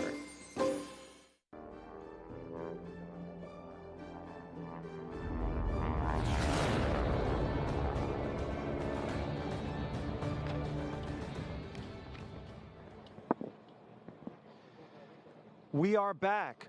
Oshkosh Live, powered by Redbird. I am out here in the field meeting awesome people, including one right now we're super excited to share with you, Schmindy. Mindy Lindheim, content creator, Garmin ambassador, pilot. What else am I missing? What else is on the resume? I'm an aircraft broker. That's my primary career, is helping people buy and sell airplanes. Yeah. Yeah. And they find you on YouTube and Instagram. Anywhere else cool we can find you? Yeah, YouTube and Instagram is my main platforms, and I get a lot of clients through that to see that I sell airplanes or maybe see what I'm flying and want to buy something like that. So I get a lot of clients that way. Awesome. So it's Schmindy with 3 I's in case you're following at home. So speaking of Instagram, let's start there. I was following your journey here to Oshkosh, which was super entertaining. Felt like a road trip in the sky to me. Tell us a little bit about getting here in your journey. How was it? It looked super fun. It was awesome. We couldn't have asked for better weather. I was a little concerned because it was the very first time I've ever flown the Fisk Arrival. I've flown into Oshkosh before, but I've always brought airplanes that had to be here really early, so I always skipped the NOTAM. But we had an exciting arrival, the Fisk Arrival, on Friday, and it was busy but not overwhelming, so we fit right in the line and everything was perfect. Got some compliments from the ATC volunteers, so I was a happy girl. Yeah. So for those who are going to be watching, who know of Oshkosh Airventure but have not been here, what's the best way to describe it? I see it as like a Bonnaroo of aviation, Coachella for Class C airspace. How would you describe it? Yeah, I'm from Florida, Orlando specifically, so I would call it the Disney World for pilots. Perfect. Yeah. So, I mean, how do we even encompass the scale and all of it? It's just massive. Yeah, I would say if you've never been here before and you want to come, you have to plan to be here multiple days. There's so much to see. There's so much to learn. So many of your favorite content creators and airshow performers to meet. So you've got to come for the whole week. Okay. Yeah. So Schmindy, let's go into, speaking of content creation, saw that you attended a creator gathering yesterday here, which looked super well attended, very engaging. Tell us a little bit about the vibe there. Like what, was it for people to learn or you all to share your stories? Tell us a little bit about the creator gathering. Yeah, it was a mixed bag of creators that they had at the Stage 8 yesterday. A huge crowd, so thankful for everyone that came out. And we had a lot of creators up on stage, from people who investigate accidents, people like me who fly my airplane around, people who do training and focus on flight training and flight school type stuff. So a lot of different diversity of content creators, and the goal of it was to bring us all together and talk about how we create content, show people a little bit about the behind the scenes on what it takes to be a creator in this space and the hard work that goes into it, and then also allow the crowd to ask us questions throughout the whole time. What do you think, what was the best question you heard asked yesterday? Anything memorable? Yeah, there was a lot of questions about how to become a content creator. I think a lot of people have the ability to film and want to film and just don't know where to start. So the best advice that was given yesterday was consistency is key, and just don't worry about perfection. Like, you've got to get stuff out there, and if you're a perfectionist, even like me, it was hard for me to get started because I wanted everything to be absolutely perfect. But if you keep waiting for it to be perfect or have the perfect equipment or the perfect edit or the perfect song, you're never going to get stuff out there. Yeah. So let's go back to the beginning of your creator journey, because you probably didn't know that then. So you're maybe editing stuff on your phone. You're not like the music or the editing. So tell us about those first days, weeks, months of being a creator. Like, were you committed to it no matter what, or did you get frustrated or worried about the performance and the engagement? Tell us a little bit about where Mindy was at the very beginning of her content creator journey. That's a great question. I guess I didn't start it with the goal of having a big page. I was just loving flying. That was new to me. I don't come from an aviation background, and I didn't have any friends that were pilots. So this was all just like really fascinating for me. So I wanted to share it, and I wanted my family and friends to see it. And then as it caught on and more people started to see it and engage with it, then I started to pivot into, I want to be a content creator, and I want to help share the knowledge of how to become a pilot, because that was really hard for me. I didn't have a mentor at first, and just sharing with people how to be successful in this space has been really rewarding. And I would assume you grow that audience, you grow that engagement, your name starts ringing out. You get involved with Garmin. You're an ambassador with them now. Tell us a little bit about that relationship. What's great about it? Maybe something that came out of it that you weren't expecting. Tell us a little bit about the partnership with Garmin. The partnership with Garmin has been incredible. So my airplane behind us is a 1957 182, and I always joke that the people that built this airplane in the 50s would never imagine or dream of what this airplane is capable of now. And it's just as smart and capable as brand new airplanes that are coming off the line. Yeah. So I love to share that with people. And I guess something unexpected is just the other doors that open through being a partner with a giant like Garmin and the reach that they have. And not only can I promote their products, but they get to promote me as well. So it's a true partnership. So tell me about a comment or something that showed up on one of your videos or posts where you just got a little bit giddy, whether it was like you were nerding out because of that person's resume or it was a celebrity. Give me a memory of like someone who popped up and you're just like, I can't believe that so-and-so saw this or commented on it. That's funny. The most recent one that happened was Usain Bolt just liked one of my reels, and I was like, this is the moment. Yeah.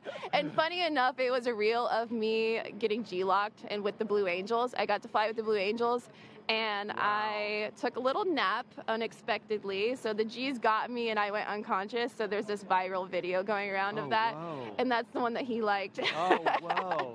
Yeah. That's intense. So I see your shirt, and I was going to ask you about Chasing Tailwinds, which I know is a travel series you've been working on.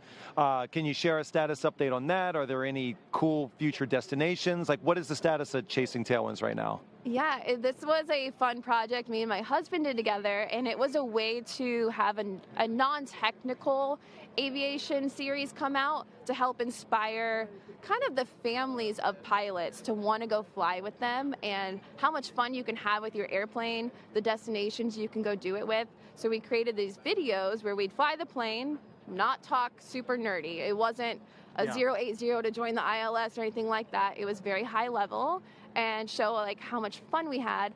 And then afterwards, we would share our travel itinerary. So if you saw this video and you want to go do it, then you download our one-page sheet and go do it. Go do that with your family, and you don't even have to take the time to plan it. So we really enjoyed making that. They're very time intensive to make them. So we have several episodes out on our YouTube channel, and then we have another 2 filmed, and I think we're going to film another 1 or 2 and release another batch before we decide what's next for us. So let me ask you about destinations. Like, so what would be on your dream list, and then which one would also be in the dream list, but you think from a difficulty level, it's just a 9 out of 10 difficulty to pull off? Does anything come to mind? Dream list would we really want to fly our airplane to the Bahamas, which is really accessible for us. So that's one we can do. We live in Florida. It's a short hop. It's just, figuring out the customs, and there's a lot of resources online to be able to do all this stuff really efficiently. So we want to go to the Bahamas with the airplane, and then something that we'd love to do is bring our airplane out west and go take it, do some backcountry stuff. That's a little bit out of my envelope, so I'd love to go with someone out there to teach me the ropes of what backcountry really looks like. Because a lot on the East Coast, there's not a lot of backcountry opportunities where we live. So I'd love to go with someone experienced and go out there. And I guess for difficulty, mountains, backcountry, gravel bars, like learning all kind of new stuff. So that would be the more difficult dream list that I'd want to do. Okay. Well, you mentioned it many times, and it feels like it's only right that Mojo get a little bit of time. So Mindy's plane right behind us. I know you did a quick couple highlights earlier. Tell us a little bit about Mojo. I know you, like you said, you walked through it earlier, but what are some things we need to know about this awesome craft you have here? So this is my 1957 Cessna 182. It's an A model. Cessna came out with 182s in 1956, so this is only 1 year after they started production on 182s. Yeah. This was actually a barn find. It was found out of Montana. There was a farmer that owned it that used it to check up on his cattle. So he had hundreds of thousands of acres and would fly to go see where his cattle were and check up on them and then come back and land. Because of that, it was very short flights, and so we found this with less than 2,000 hours total time, which is like very, very small time on an old plane like this. and it popped up on Facebook, of all places. We saw it, and we were not in the market for a vintage plane, and we just fell in love with it, and we bought it right away. Vintage planes on Facebook Marketplace, is that what you're saying? Yeah. Yes. Wow. Yeah, there's a lot of buying opportunity on Facebook. Actually, maybe a lot of people don't know that there's Facebook groups like aircraft for sale and buy, and you can type them in, and like all these big groups will come up, and that's a place that a lot of for sale by owner of like kind of older stuff, vintage stuff, like unique finds. You'll find a lot of stuff like that on Facebook. Yeah. And I'm an editor at heart, so I have to ask, I know you've been giving away free stickers, and I always like to take free stuff whenever I can. Can I get a few stickers before we leave today? No. Okay. Yes, of course. Yeah. Well, Schmindy, thank you so much for your time. Before we let you go, again, why don't you tell the good people here at Oshkosh Live where to find you, where all your awesome content is? So if you want to buy or sell an airplane, look at LoneMountainAircraft.com. All of my details are on there, and you can look through all of our gorgeous airplanes that we have for sale. And then on Instagram and YouTube, you can find me at Schmindy, and I'll be flying this plane on there. I fly Citations on there, Vision Jets, M700 Furies, you name it, it's probably on there. Thank you, content creator Mindy Lindheim. This is Sean Bean for Oshkosh Live, powered by Redbird.